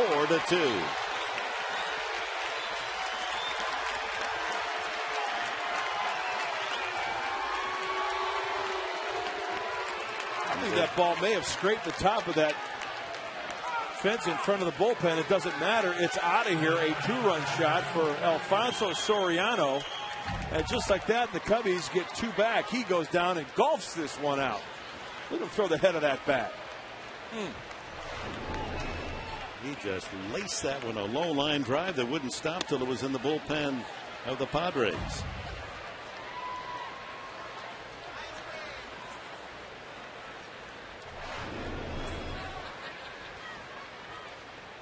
Blake DeWitt 2-0, and Latos can't help but be unnerved by that. A single by Nady, and Soriano with a blast to center, left center for the home run. 23rd of the year, is 76th and 77th RBIs.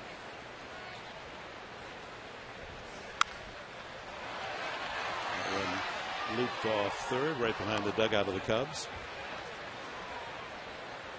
And you know what? I could just, I can't read minds, but I will say this. Matt's probably saying to himself, A, how does Nady hit that pitch? Okay? Which is understandable, but you can't linger on it.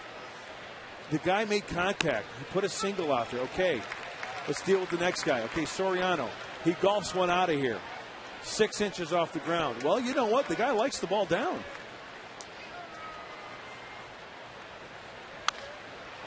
Fly ball to left. Stairs has a beat on this one. 1 away. So 2 in the 5th inning. Aided by a couple of Padre errors. 2 quickly here in the 6th after Hundley's 2-run homer had tied it. And that was lightning striking. A single and Soriano's tee shot into the bullpen.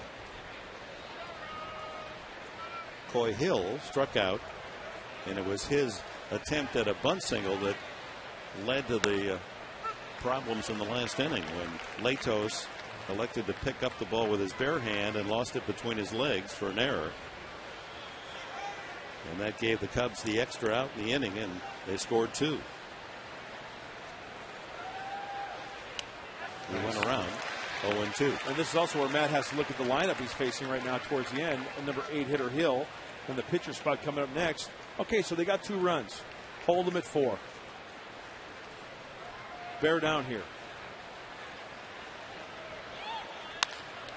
Ooh, that one hit Latos. Karams to Headley. Headley to first. Not in time.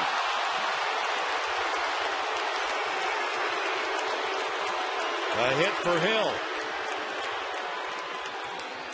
And we'll see how Latos fares after taking that one somewhere off his body. Looks as if he's okay. Yeah. One hopper. Looks like on the right calf. Yeah. And then Chase did everything he could. Bare hand on the run. Ooh, very close at first base. The ball caromed at such speed that appeared Headley had to play to get it, but Hill, for a catcher, runs well. Trainer Todd Hutchinson making sure that Latos is okay, and here comes manager Black. And that ball hit hard by Hill. And bullpen is ready if Black elects to go to a pitcher's change here. Well, it seems like it hit him in a meaty area, you know, up on the upper calf. He's going to take a couple tosses here. 97 on that practice toss. I guess that's evidence enough. I think a good idea for Matt on that practice throw is just wing one up to the top of the screen, strike a little fear into the next hitter coming up to the plate. But Lee, he looks like he's good to go. So a line single by Nady, a line drive home run by Soriano, and a line drive off Latos for a hit by Hill. All three balls hit up the middle. Once again, Dempster will demonstrate his talent as one of the outstanding bunters among pitchers in the league. Successfully moved Hill to second on the second out made in the fifth. There's another perfect bunt. Latos fields and throws to Eckstein, and another man in scoring position thanks to a perfect sacrifice. 1-4. He makes it look so easy. Yep. You wonder why so many pitchers have great difficulty, a la Latos earlier. The one thing that comes to mind is the guys who are successful, they get it done early because everybody in the ballpark knows that he's going to give it up, right? So chances are you're going to get a fastball. What does he get here? It's a fastball, and it's taking advantage of that first pitch fastball to get the job done quickly and efficiently. And I think that's one of the reasons why Dempster's so good. That'll be all for Matt Latos. He started strong, didn't allow a hit till the fourth inning. But a couple of runs in the fifth and two more in the sixth. And we have a pitching change brought to you by the Mark Condos, luxurious downtown San Diego condos from the 300,000s. Go to themarksandiego.com.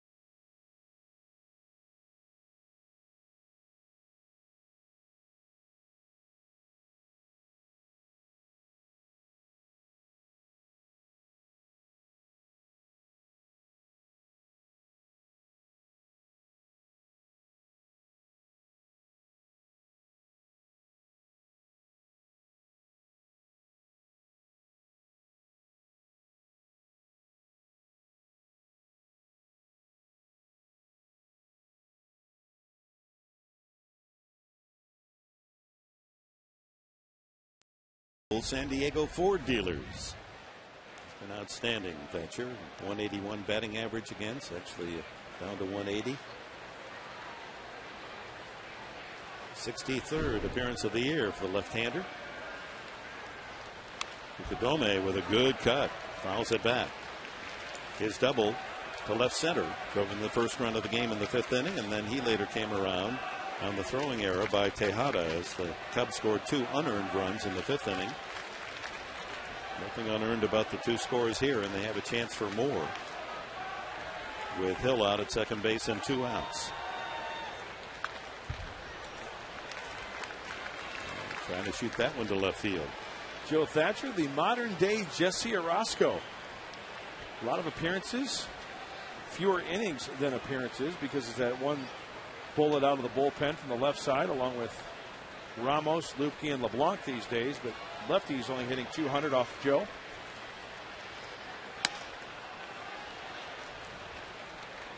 Tried to get him to chase. Shortstop Starlin Castro is on deck. 6th inning, 4-2 Cubs.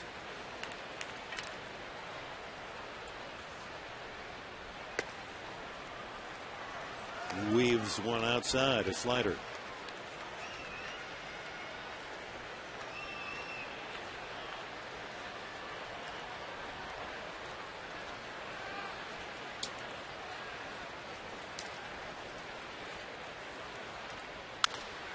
That ball hit to right field. Ludwig. And the inning is over. 2 runs. The 2-run shot by Soriano is 23rd of the year. In the middle of the 6th, 4-2 Cubs.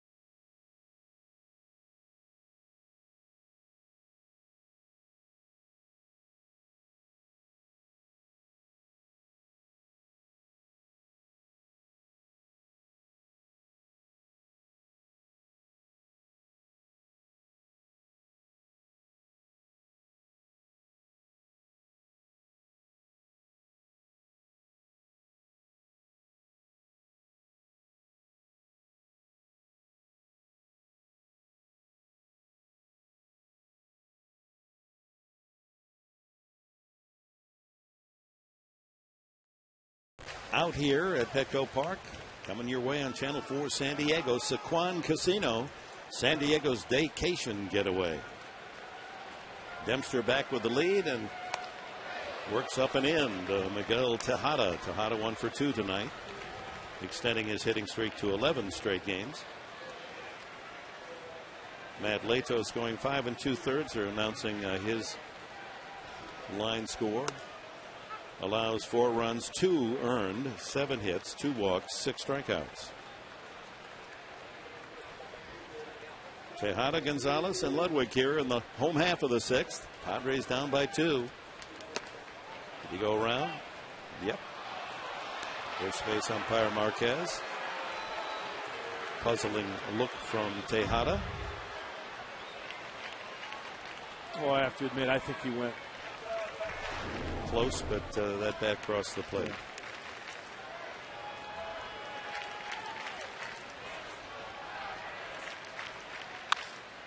Over the head of the pitcher, but out to the shortstop Castro, who throws him out.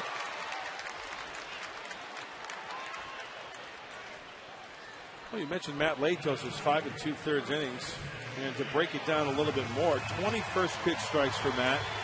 He had 8 0-2 counts, 1 error, one of them his own doing. And of course, the 2-run home run off the bat of Soriano was a big blow. Would like to note the fact that Well, we began this evening. It looked like the crowd would be about like last night. Disappointing. They've just kept coming in tonight. We had a terrific turnout on a Tuesday night. Yep. These fans trying to support the Padres. Get them going here. They're in the 6th, down by 2. They're tied at 2. San Francisco in the 6th. Ground ball right at Castro. A couple of chances for the young shortstop and 2 quick outs for Dempster here in the bottom of the 6th inning.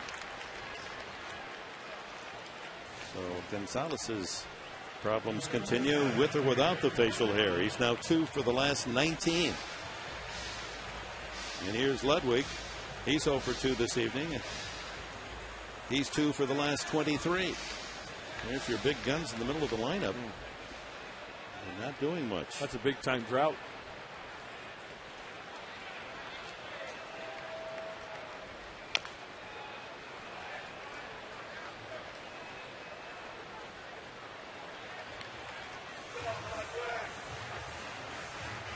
Padres have had only 4 base runners off Dempster. A walk and 3 hits. The big blow, of course, Hundley's home run after he had walked Headley.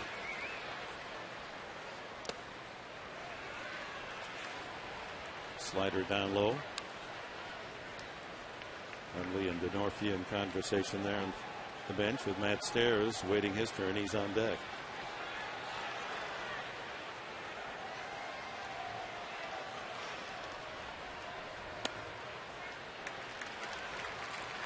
Barely missed. 2-1. That's one thing Dempster's not afraid to do. Even though we're in the 6th inning, it's getting late. He still pounds that fastball the inside part of the plate. Even though he misses for a ball, it still has effect.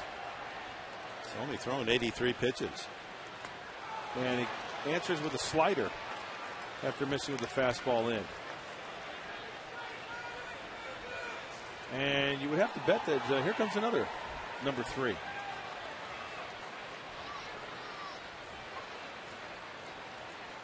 Said Ludwig has had good success in the past against Dempster. 444 average. He rips that one foul. Looked like he hung a split finger or something because it just kind of floated up there. Let's take a look. Well, it might have been a hanging slider because it was up so high it had no break to it at all.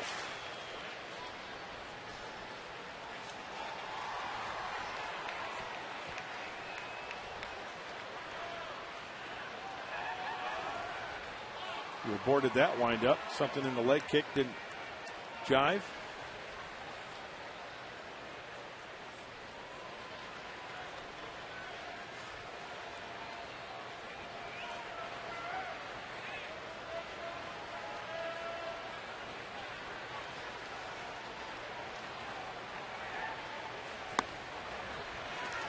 Split finger inside. 3-2 to Ludwig. Trying to get on for Matt Stairs. Dempster, who continues to give the Cubs quality starts, 21 of them this year.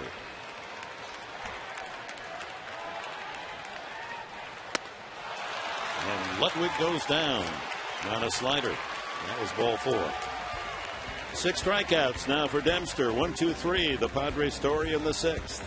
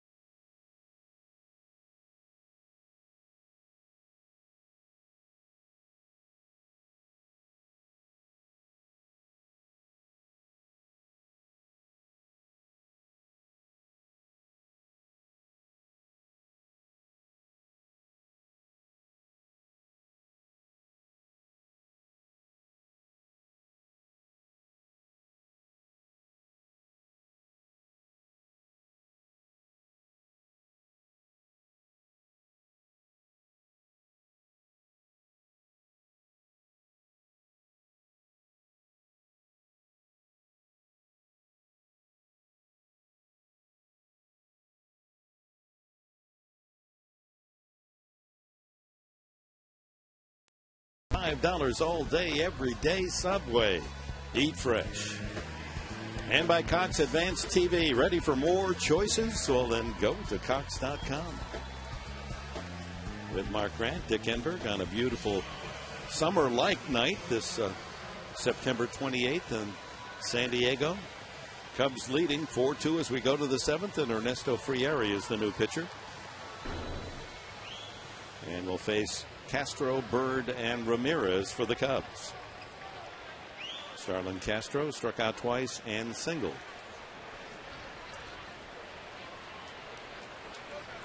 That infield hit off Tejada that he unfortunately decided to throw while falling into the outfield and threw it away, and that gave the Cubs an extra run in the 5th inning. And that was a big run. Huge. They still be thinking about it.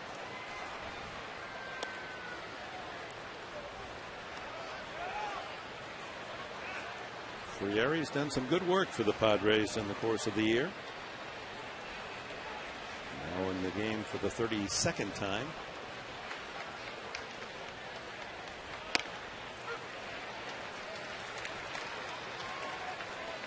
.29 2/3 innings, only 18 hits.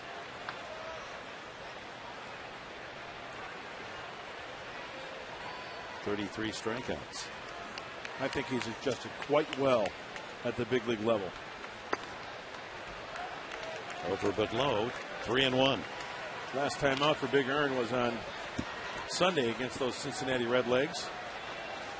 Pitched an inning, struck out 2. And if you're just joining us, the Reds did win tonight, so they have clinched the playoff spot in the National League Central. Went around 3-2. Atlanta able to get 3 runs in the 7th inning after trailing 1-0 to Florida. Gave up a run in the 8th, but managed a 3-2 win. So they still have the lead in the wild card. Giants and Arizona tied at 2 in the bottom of the 6th up north. Got him. Frieri from 3-1 down, able to punch out Castro. And coming up, the San Diego Hyundai Dealers 7th inning. Stretch your dollars. Get more MPG and the assurance of America's best warranty. Go to San Diego. HyundaiDealers.com. Marlon Byrd up 3 times, on base all 3 against Latos. 2 walks and an infield hit that he managed in the 5th inning when the Cubs got 2. Big slurve high out of the strike zone. Really worked underneath that one. Now Bird up 7 times in these 2 games and has reached safely 6 of the 7. A black eye not bothering him a bit. You weren't with us last night. Over the weekend, took a foul ball off his own bat, bounced up off home plate, hit him in that right eye. Missed a couple of games, but rejoined the starting lineup last night, this All-Star.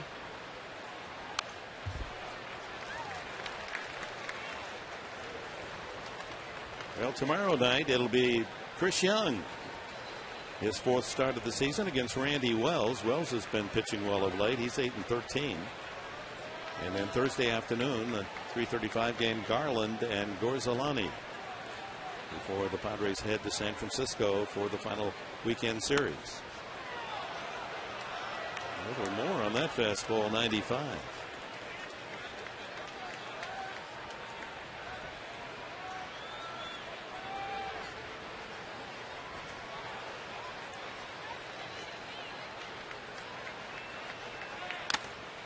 Foul. That one you could hear slam off the mask of Hundley. That'll open your eyes. It says, I'm okay.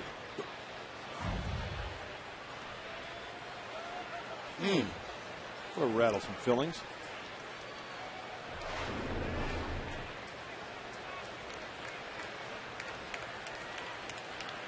We will be televising. That was not originally on our schedule. Televising on Thursday afternoon, 3:30 our time.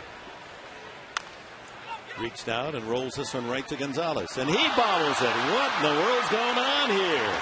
The best fielding team and a Golden Glove first baseman. And He boots an easy chance. Third error of the night for San Diego.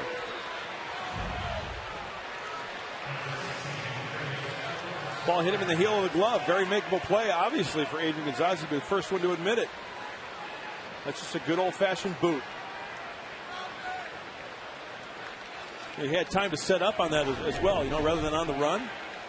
And we've seen him do that many times, but plenty of time to set up and get that one in front of him rather than on the run. Almost too easy for him, and he's so talented that he casually went after that, and it cost him. Brings up Ramirez. Clean up hitting third baseman, 1 for 3, a single. In fact, his single with 1 out in the 4th inning was the first base hit off Latos. It was in total command through 3+.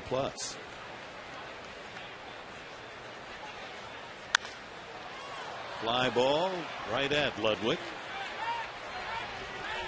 Tagging but not going is Bird, 2 away. And the report from San Francisco. Giants get a run in the 6th. Nate Scherholtz with an RBI single, and they take a 1-run lead over the Diamondbacks. You can't wait for the other teams to help you out. Nope. And Diamondbacks in last place. They're playing for their jobs. Marlins watching the game against Atlanta. It wasn't a very serious effort. A couple of loose plays there, and they lose to Atlanta 3-2. So you got to do your own homework, and that's up to the Padres now, down by 2, and time rolling along here in the 7th inning. 2 outs to Nady.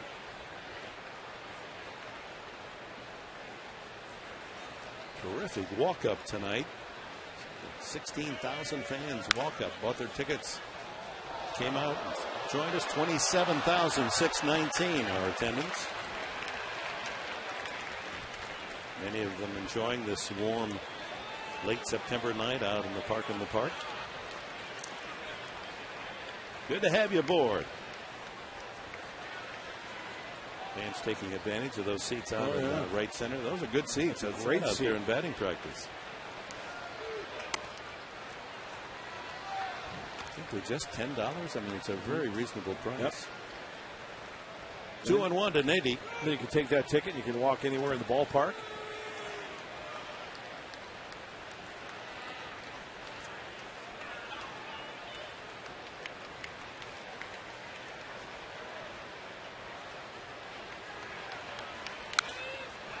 Well, the Dodgers have beaten Colorado 9-7, outscoring the Rockies. So the collapse of Colorado, they've lost 8 of their last 9, and they're out of it. If San Francisco wins tonight, they'll be eliminated. Who would have thought that 2-3 weeks ago? That's a bigger leak than that BP oil spill out in the Gulf. Wouldn't go that far, but that is a collapse. Nady takes strike 3. Frieri works around the error by Gonzalez. Stretch half of the 7th. Padres need 2 to tie.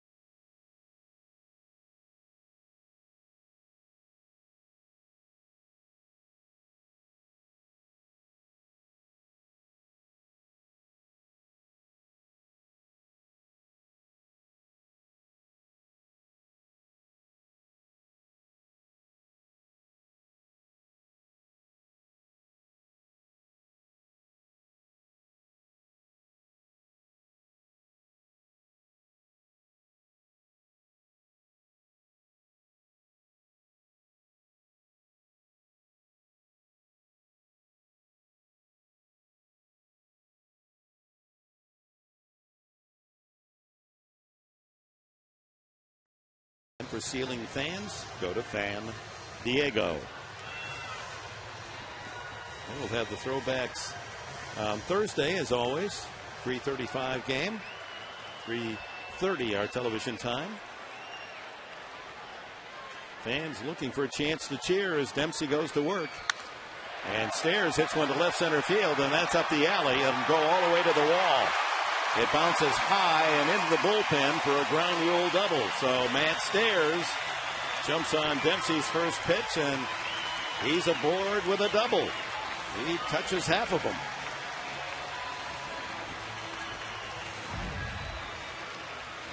Well, Dempster has shown good control of that fastball in and out of the strike zone on the inside part of the plate and also outside. That one was down in a way, but Matt Stairs does a nice job of hitting that ball where it was pitched.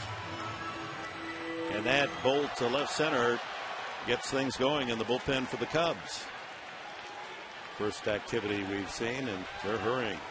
Strikeout and the 2-run homer from Hundley was on deck. Chase Headley steps in. It was his walk that set the table for Hundley. Ball one.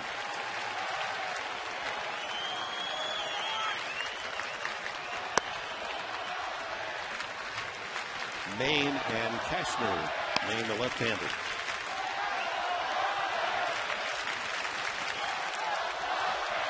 '90th pitch of the game coming up. High again, 2-0. Hill will go out to talk to his veteran right-hander.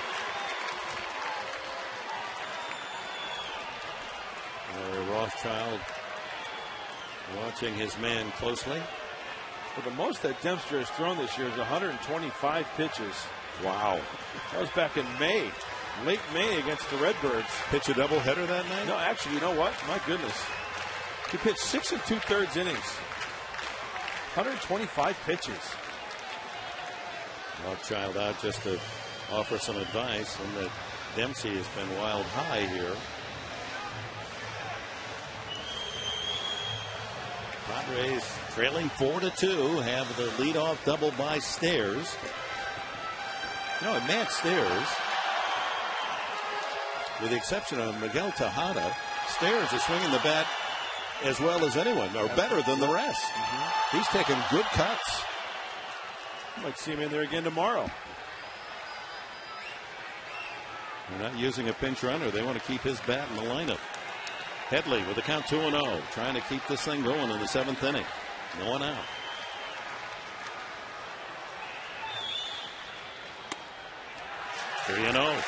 All those pitches have been up. Well, that's how the Padres scored back in the 5th inning. After that strikeout to Matt Stairs, Headley walked. He represents the tying run, 3-0. Ball 4. 4-pitch walk to Headley. 2 on with no one out here in the 7th. Only the second walk of the night by Dempster. Both times Chase Headley.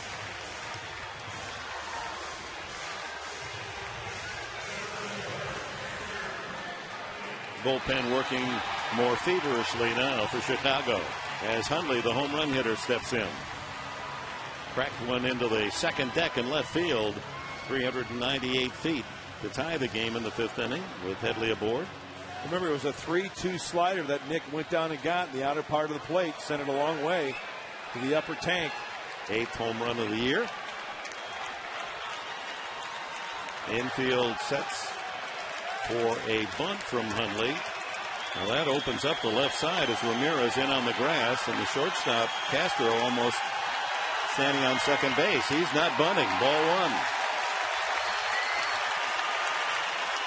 And that'll back up Ramirez a couple of steps. He's bag high now at third. 5 straight out of the strike zone since the double by Stairs.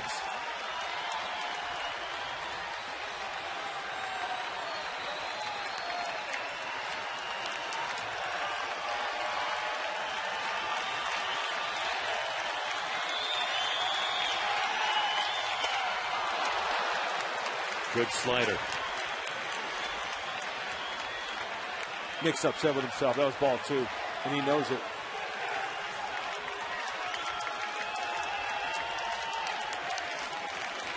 Chris Denorfia on deck. He's hit the ball hard twice. Robbed of a hit by Berg in center, and then a sharp single to right.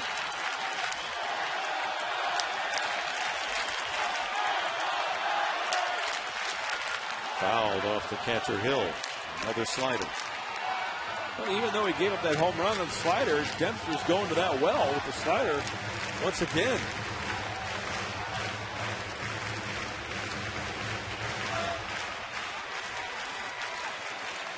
He has this Cubs team playing terrifically. 7 in a row on the road. The interim manager has seen his team play some winning ball. 21-13 since the Padres left Chicago. Struck him out. Another slider. Well, even though the Cubs saw it, the Padres would sacrifice there and move the tying run into scoring position, but Black looking at home to score some runs, and Nick Hundley chases a bad ball down in the dirt. Well, that tells you something. Ryan Dempster still making good pitches. That was the 96th pitch from the right-hander. That was exactly where he wanted to throw it. Denorfia 1 for 2, robbed of a hit. Torrealba has a bat in the on-deck circle, pitcher spot. Fastball strike.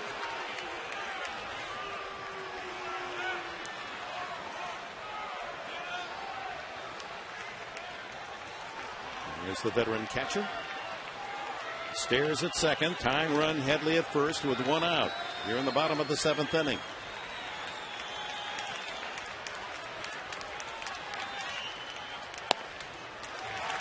Another fastball, 1-1.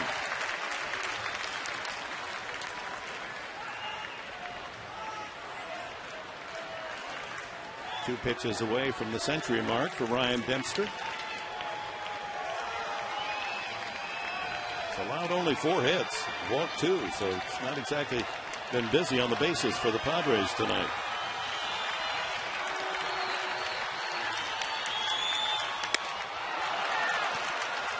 Slider. Well, he's fallen in love with that slider this inning, and it's been a good pitch for him.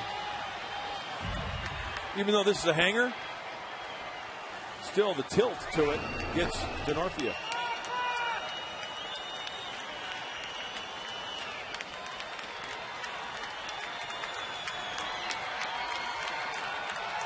$27,619.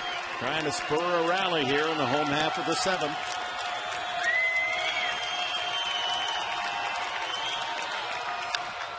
Just did foul that one.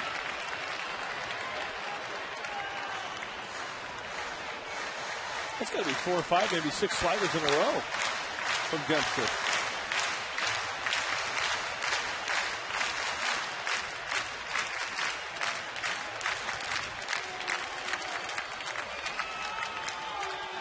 Adrian Gonzalez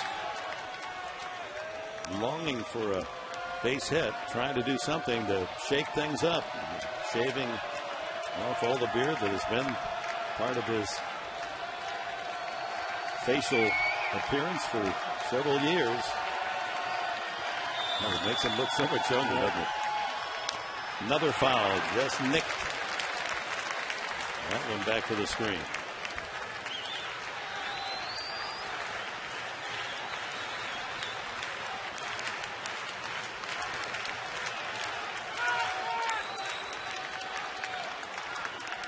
Carlos Zambrano with a terrific effort last night. 7 innings, shutout ball. Allowed only 3 hits on his way to his 10th victory of the year. 7-0 since the All-Star break, or since he came back from being off duty. Chased another slider. Boy, one after another. So 2 strikeouts after the Padres had put 2 men on base here in the 7th inning. So here comes Torrealba.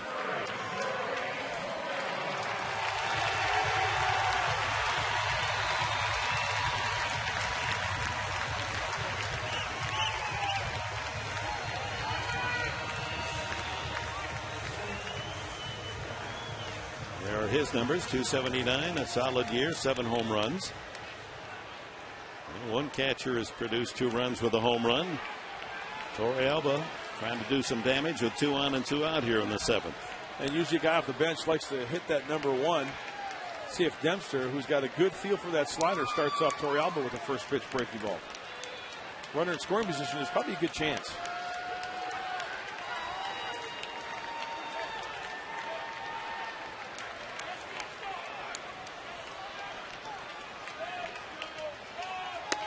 Another slider.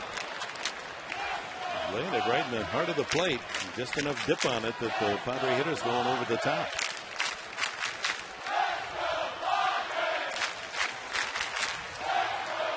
It's only the second pinch hit performance appearance of the entire year for Torrealba. 0 for 1 pinch hitting. Randy Reddy, hitting coach, hoping Torrealba can find the magic, make some connections. Ball 1. The only fastballs Dempster is throwing seem to be out of the strike zone. Then he comes back with that fast dropping slider.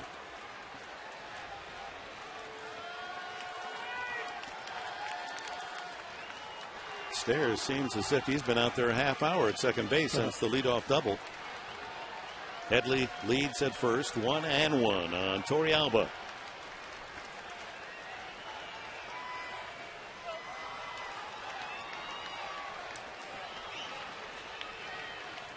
Veteran hitter from Venezuela against a veteran pitcher from Canada here in the heart of San Diego. 1-1. Bounced it.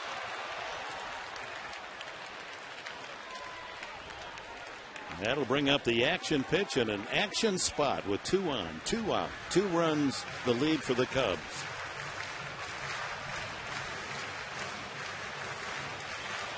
And even though it's a hitter's count, 2-1, Torrealba's got to have that slider in the back of his mind. Rather trying to pull that baseball, think right center field. Try to pull that slider, it's going to be a ground ball from shortstop. They play Torrealba just a step or 2 to pull, so there's a bigger hole in right center. Should he elect to go that way? Low again. Couple of sliders in the dirt, and the count goes 3-1.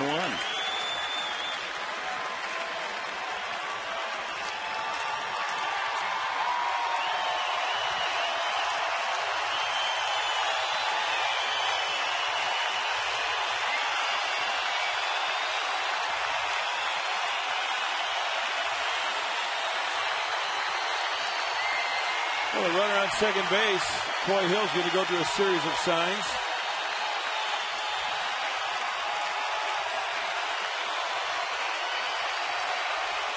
Matt Stairs blocking. 2-5-3. Maybe a split. Slider. Caught the inside corner. Full count, so with 2 outs. A double could score Headley from first. He'll get a running start. Stairs off second.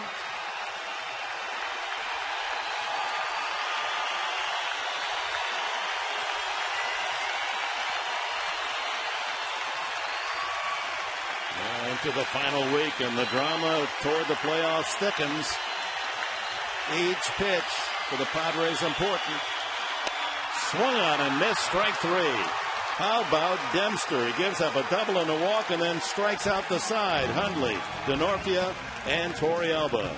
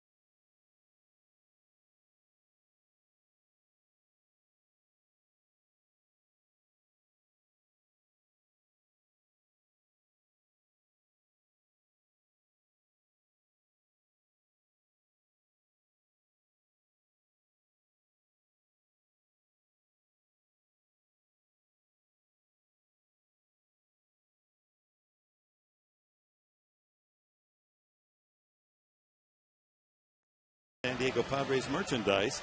You can also sign up for the Friar Wire, the Padres official email newsletter. Visit Padres.com tonight. Yeah, first 2 men on in the 7th, but Dempster comes up with his 7th, 8th, and 9th strikeouts of the evening to match his top total for the year, 9. And here's Mike Adams and his numbers as he'll work the 8th inning. Soriano, DeWitt, and Hill. And it's Soriano's 2-run homer in the 6th inning off Latos, his 23rd of the season. That's the difference in the game. Took a low Latos pitch and just teed off a low line shot into the left center field bullpen.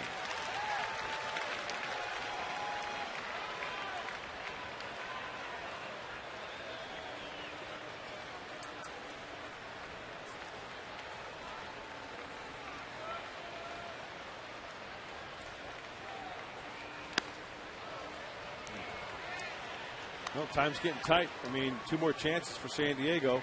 Top of the order next half inning. So Mike Adams has to hold him here. Bottom of the order, but one mistake to Soriano. Like Latos in the 6th, 2-run shot. Got to be careful with this guy.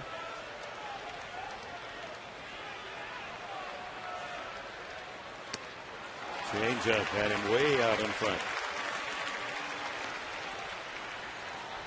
Meanwhile, the Giants are in the bottom of the 7th inning with a 3-2 lead against Arizona. That's Jonathan Sanchez, who has been just almost impossible to score against. Did give up a couple tonight.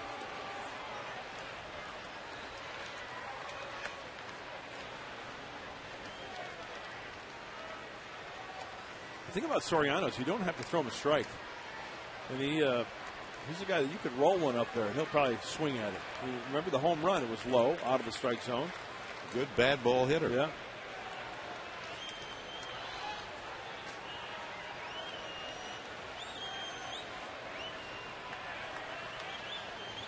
Crowding the plate. 95, but outside, 3-2. DeWitt and Hill, the catcher, to follow here in the Cubs' 8th inning.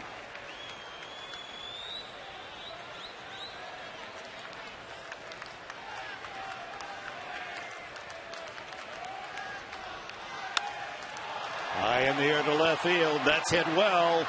Stairs. Can't get it. Soriano has his 2nd home run of the night. 5-2 Cubs.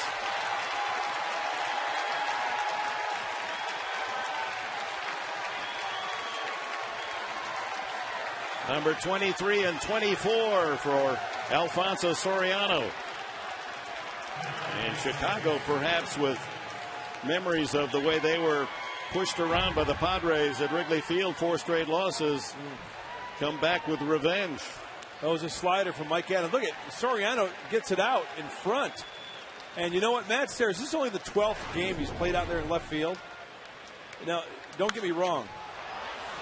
First pitch swinging Blake DeWitt, and he flies to Ludwig and right for the first out. I'm not expecting Matt Stairs to catch that ball. I mean, Matt's not a left fielder, right? But what a great effort, but a catchable ball. Once again, I'm not saying he should have had it. I'm just saying that the ball just barely got out there, just above that padding. Matt's only 5'7". Exactly. But a good effort by Matt, getting back there as quickly as he could. But that was very close to being caught by Stairs. Nevertheless, it's in the book as a home run, the 2nd of the night by Soriano. And here's Coy Hill, struck out, safe on an error. That was the error by Latos when he tried to bunt his way on Hill and led to 2 unearned runs in the 5th inning. And then an infield hit in the 6th.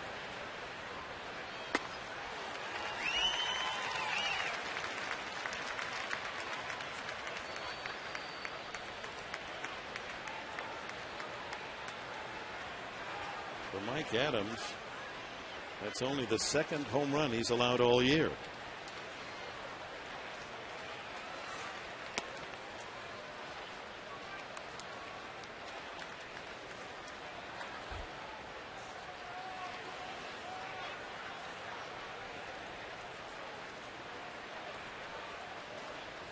So it's going to take something special for the Padres tonight to get a big win on the board. They're down by 3. Strike 3 to Hill. Slider gets him looking. And that brings up the pitcher's spot. And it looks as if they're going to call back Ryan Dempster. And we're going to see Brad Snyder, left-handed hitter.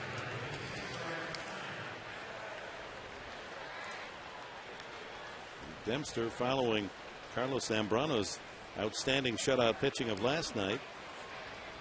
2 runs and only 4 hits allowed by Dempster, and the 2 runs coming on 1 swing, the home run by Nick Hundley.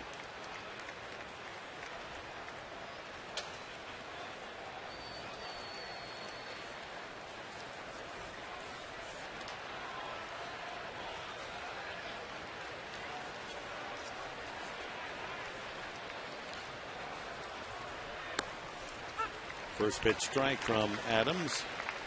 28-year-old Snyder claimed off waivers from Cleveland by the Cubs a couple of years ago. He played at Iowa, the top farm club of Chicago this year. One of the call-ups, and pounds that one foul. First time he's ever been on an active major league roster in his pro career.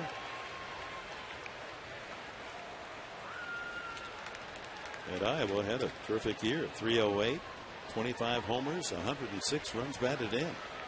Sec Taylor Stadium, right on the river there in Des Moines.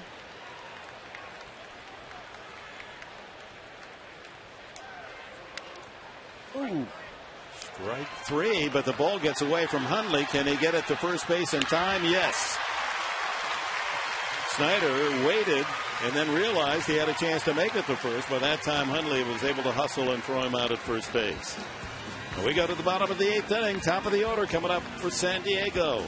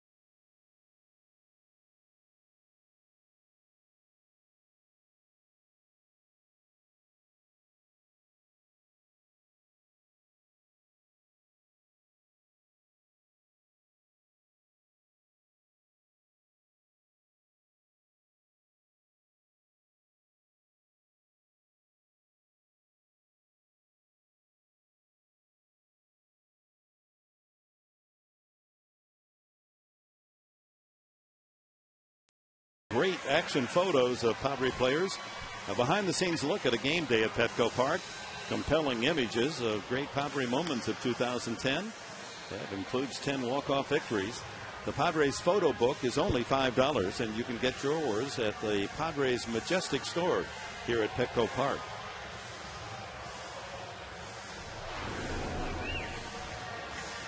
Yeah, there have been happier times than in this 3-game streak, with the Reds winning Sunday 12-2. Zambrano and the Cubs shutting out the Padres 1-0 last night. And the Cubs with a 5-2 lead going into the 8th inning tonight. Eckstein will try to get something going against Andrew Kashner. Starts him with a fastball strike at 98. Oh yeah, he's a hard thrower. Fastball slider change. You can get up there to 98. 6'6" rookie reliever. He started in the minor leagues. Chop foul. He can get wild at times. 29 walks in 50 innings. Meanwhile, Ryan Dempster with a save. Terrific night's work. 7 innings, 2 runs on only 4 hits, 2 walks, and struck out 9 as he goes for his 15th win of the year. Up and away with some high heat.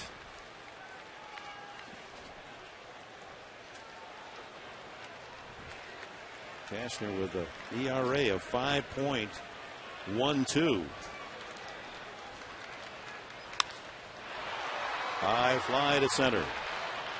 Bird camped under it for the first out. So Eckstein, his troubles continue with the bat. He's 2 for the last 22. Oh, it's infectious. Yeah, it's right down the order. Very frustrating. Tejada, the lone Padre that isn't in a slump, hitting safely in the last 11, singled his first time up. It's almost as if the Padre hitters, when they get a mistake from a pitcher, they can't capitalize that. You know, a hanging breaking ball, maybe a fastball and a fastball count. Just can't square it up to get on base.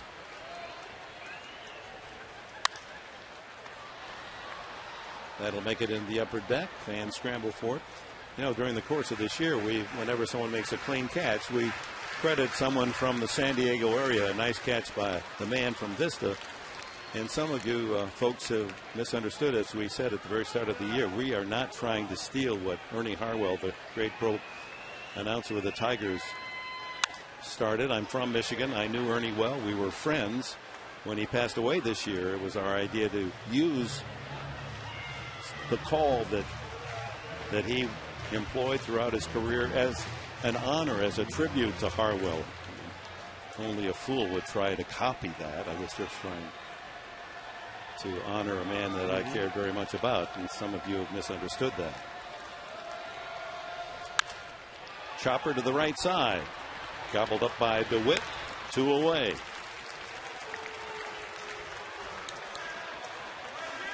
Gonzalez steps in, 2 for the last 19. 0 for 3 tonight. A long out. Flirted with extra bases the first time up. Sent Bird all the way to the wall in left center. And then he's grounded out twice. Boy, 1 through 4 in the lineup tonight. Not even a chance to really do some damage. Only 1 hit. And that's the Tejada single in the first.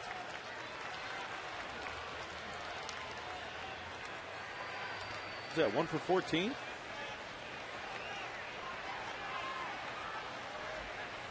Yep.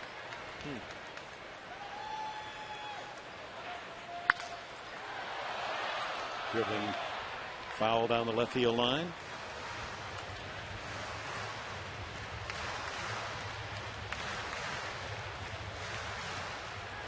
Adrian still a couple of RBIs away from 100. 30 home runs. 30th on Sunday.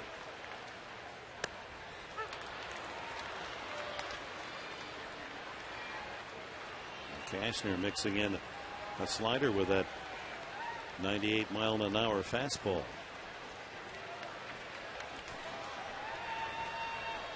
Here comes another heater. Down and away. Check him out. 100. Wow, 100-mile-an-hour fastball from Cashner. I bet that's as close to the fastest he's ever thrown as a big leaguer. We go to the 9th, 5-2 Chicago.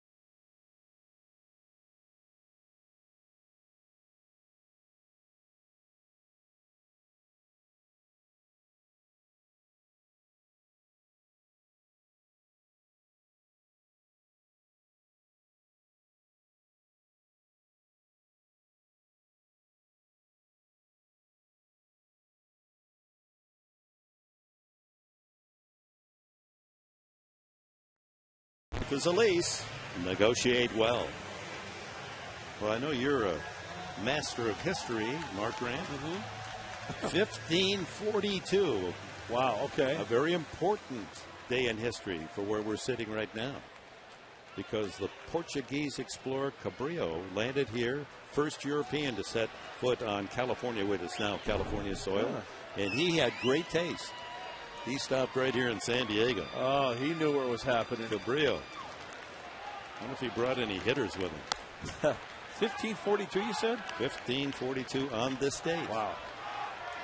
All right, top of the order, Fucadome against Mujica, the new pitcher for the Padres, followed by Castro and Bird. Fucadome, an RBI double tonight in 4 at-bats.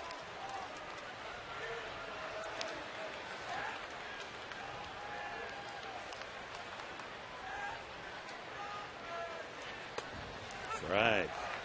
2-1. Yeah, this crowd came out with plenty of enthusiasm, 27,619, but that home run by Soriano in the top half of the 8th inning has chased some folks home.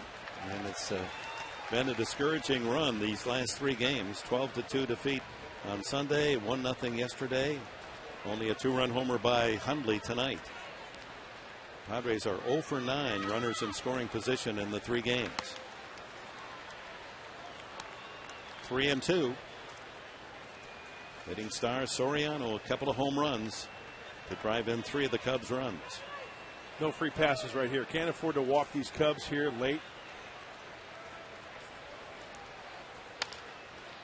Pulled softly to Eckstein. Covering is Mujica for the 4-1 putout.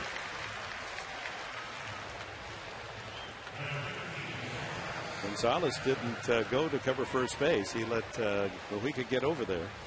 And that was good reaction by Edward Mujica. I think that's what David Eckstein and Adrian are talking about. This ball hit to the right side. Adrian out of the play and let Mujica take it. I don't know whether Adrian thought that he was way too far out of the play to get back to the bag, but good thing that Edward was on the move. Yeah, he had taken a couple of steps to his right. I don't think he could have gotten over there. Castro takes a strike. The young shortstop has struck out 3 times and has an infield hit.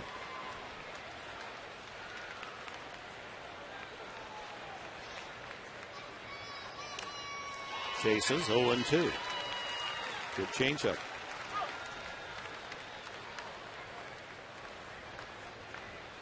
The Cubs, for the first time in quite some time, feel they have some young players. That Ty Colvin, who was speared by the shattered bat, he's left-handed hitter. He looks like he's the real deal. This kid has got great potential, hitting 300 as a rookie, 20 years of age. Just missed, 1-2. They built their club because they are a rich franchise, spending a lot of money on players like Ramirez and Bird, Soriano, and they're learning that in this season those players have not delivered.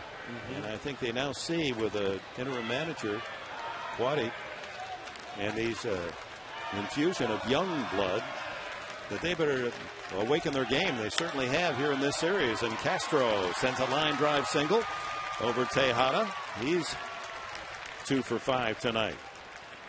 Hit or miss evening for him. 2 hits, 3 strikeouts. 1 out single off Mujica brings up Bird, who has reached safely 7 out of 8 times in the series. 4 hits, 2 walks, and safe on an error by Gonzalez the last time up.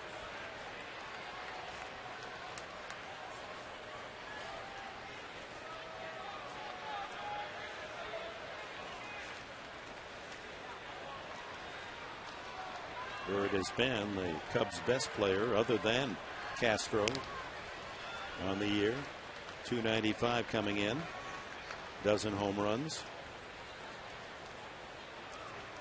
Castro with 2 hits tonight. That's the 38th multi-hit game for the young guy. As we said, that's the most since Mark Grace by a Cubs rookie 22 years ago.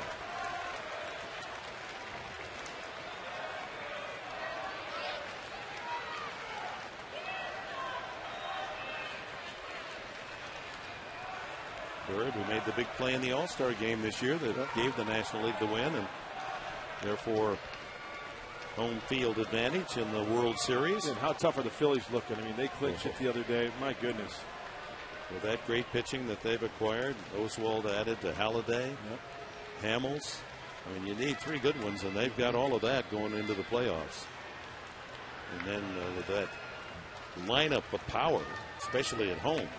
Yeah, they've got home field advantage, too, because of that record. And like you just mentioned, because of the victory in the All-Star game, National League home field advantage in the World Series. Bounce to the left side. Tejada has a long throw and doesn't even try. Ball wasn't hit hard, and once it eluded Headley angling to his left, Tejada realized, and especially after the events earlier tonight where he threw one away, that there was no sense in trying to throw out Bird, who runs well for a big guy. He's on base again. Just placed perfectly, and Tejada does the right thing, keep the runners at first and second.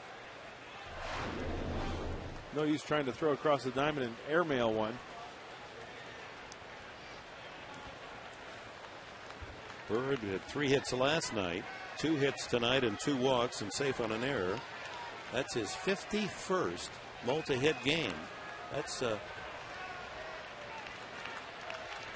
tied for 4th best in the National League. Ryan Braun, 60 multi-hit games, leads the way. Martin Prado second. Oh, bad news from Atlanta. Prado, a very severe hip injury. He's going to be out for a couple of months, so his baseball is finished for the 2010 season. That's a key loss for Atlanta. Yeah, he made a diving play to his right at third base, and then the next at bat took a swing, and he said he felt something pop in his hip. Ramirez, a single and 4 at bats tonight. 94 on the fastball from Mojica. 2 on, 1 out, 9th inning. Padres can ill afford to see the Cubs score another run. They already have that 3-run advantage with inning left. Bottom of the 9th, it'll be Ludwig, Stairs, and Headley to bat for San Diego.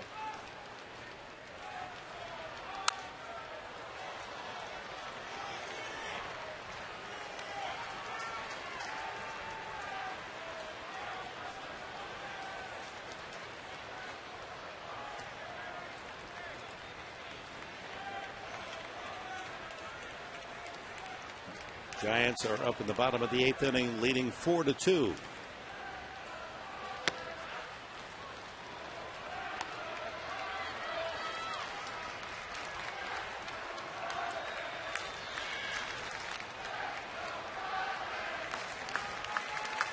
Well, a few of the faithful still saying we're hanging in there with you, Padres. That's good to hear. They got him picked off. Castro. Eckstein runs into Headley, and there's the out. Moving into second base after the rundown is Bird. 1-4-5 on the pickoff. Well, the old inside move, and Castro commits. And the smart thing about Marlon Bird moving up to second base, so he is another runner in scoring position. At least the Padres get an out, and the Cubs have to come up with a 2-out knock. I think they were going to pull a double steal there. I don't know whether he just got a little froggy or what. Swung on and missed, strike 3. So Mojica works out of a 2-hit 9th inning. Home half of the 9th coming up, folks. A big 3 outs left for the Padres, trailing by 3.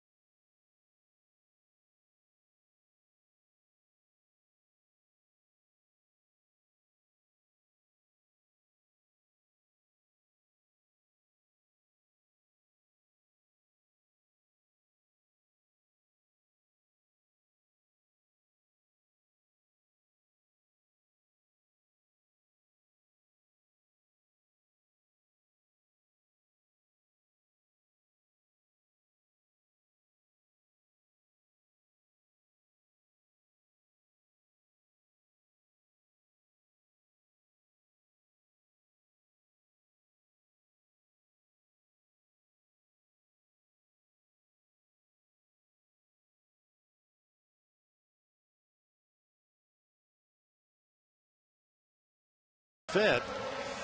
And apparently Petco Park a perfect fit for Alfonso Soriano. Home run to left center, and then a home run just into the left field bleachers out of the reach of Matt Stairs in the 8th inning to pad the Chicago lead to 5-2. Couple of home runs, raising his count to 24 on the season. RBIs now at 78. One behind Ramirez, the club leader, and we go to the 9th for the Padres. And here's Carlos Marmol. He got himself in trouble last night working the 9th inning, but earned his 35th save at the final out with the bases loaded.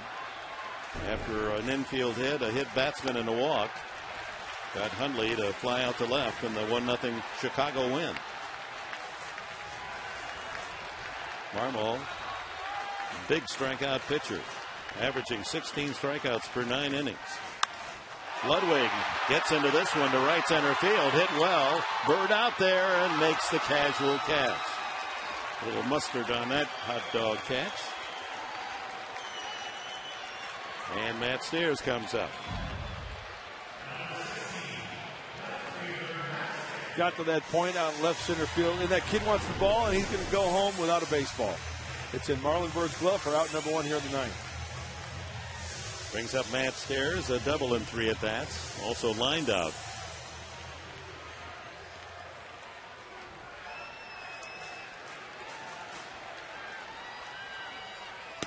Taking all the way for ball 1.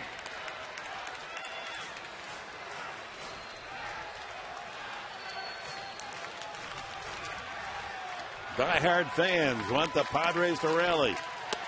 2-0. I mentioned it last night, but Marmol, 2-pitch pitcher, fastball on the slurve. He can get wild. Especially that breaking ball. If you can lay off that breaking ball, chances are it's going to be a ball. That's his pitch, that slider, isn't it? Yep. There's a hit me slider in there for a strike. Veteran Stairs taking all the way. 2-1. Headley on deck.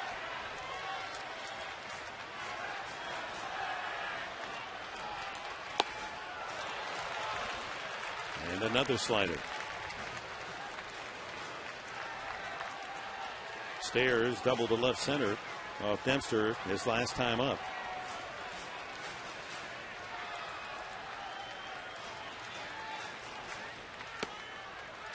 And he works the count full. Another slider. And Stairs knows well as a 42-year-old veteran that walk is as good as a hit. Pops this one behind short. Castro going out for the second out. And down to the final out. The Padres bring up Chase Headley.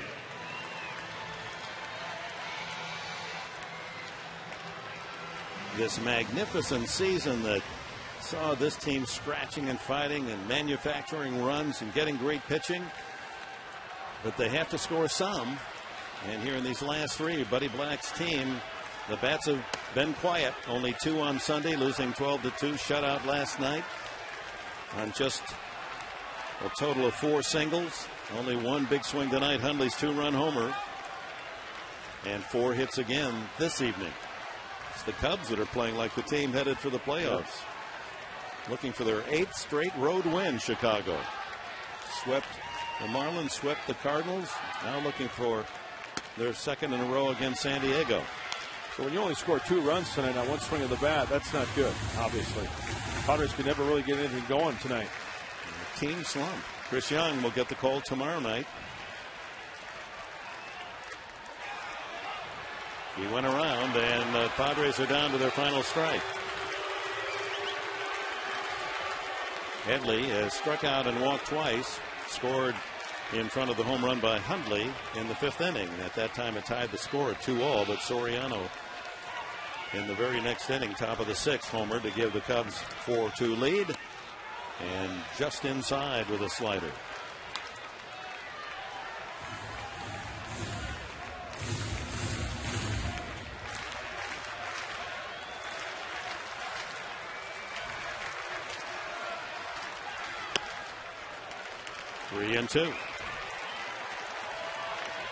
A lot of sliders from Marmol. He might throw him another one here, 3-2. Well, last night he struck out the first 2 men he faced in the ninth, and then he loaded the bases on his wildness.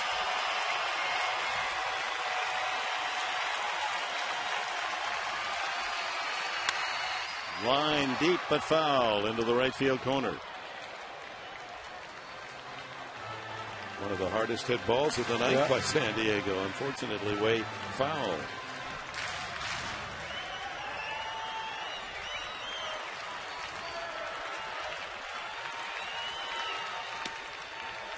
Ball 4. Third time tonight. Headley has walked. It's still alive. The heartbeat is faint. But Marmol gave the Padres a chance last night. Hundley, 2-run homer, his 8th of the season. Into the left field upper deck. 1 for 3 tonight. If he can get on base, then the tying run will come to the plate, and Kristen Orpheus on deck. Well, last night, Nick Hundley swung at the slider from Marmol. See if he takes it. Yep. In fact, some felt that had Hundley not waited until Marmol threw him the strike, the count would have been 3-0. Well, last night the first pitch was a slider for a ball. The second pitch, remember that check swing on a slider for a ball, and then it was 1-1. So that changes the whole complexion of the at bat. There's a strike. Fastball on the inside corner.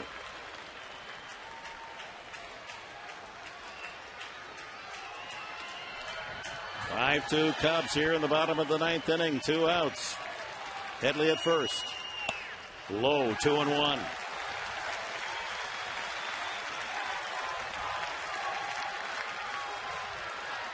Marmol has struck out more batters than any relief pitcher in the league, 133. Ball 3, but he does do that as well. Here's a case where Hundley can't beat you, even if he hits a home run.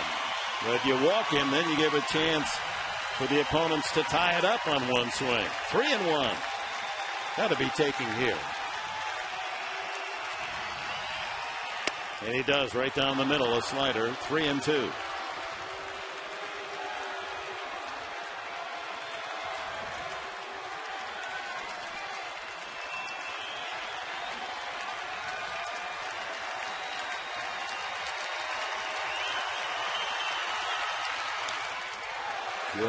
Just got a piece of that slider. Cued that one out in front so much, just off the end of the bat.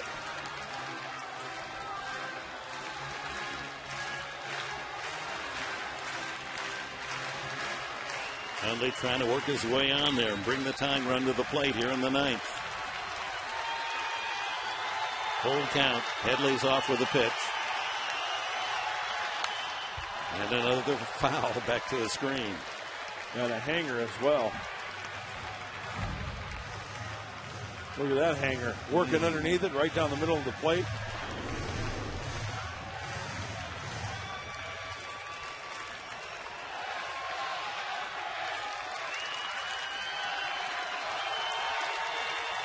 Again, the 3-2. Again, fouled away. The battle continues. Hundley trying to get something he can hit or work Marmol for a walk. Padres testing the belief of these fans, but they're trying to help best they can.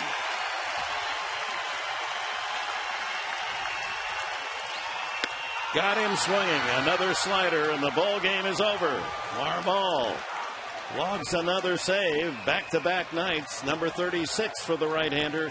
And the Cubs put a hurt on the home team tonight. 5-2 as Ryan Dempster and company, with Alfonso Soriano hitting a couple of home runs, have put a big dent in the high hopes of the Padres to make the playoffs. Not out of it, but this one does some damage.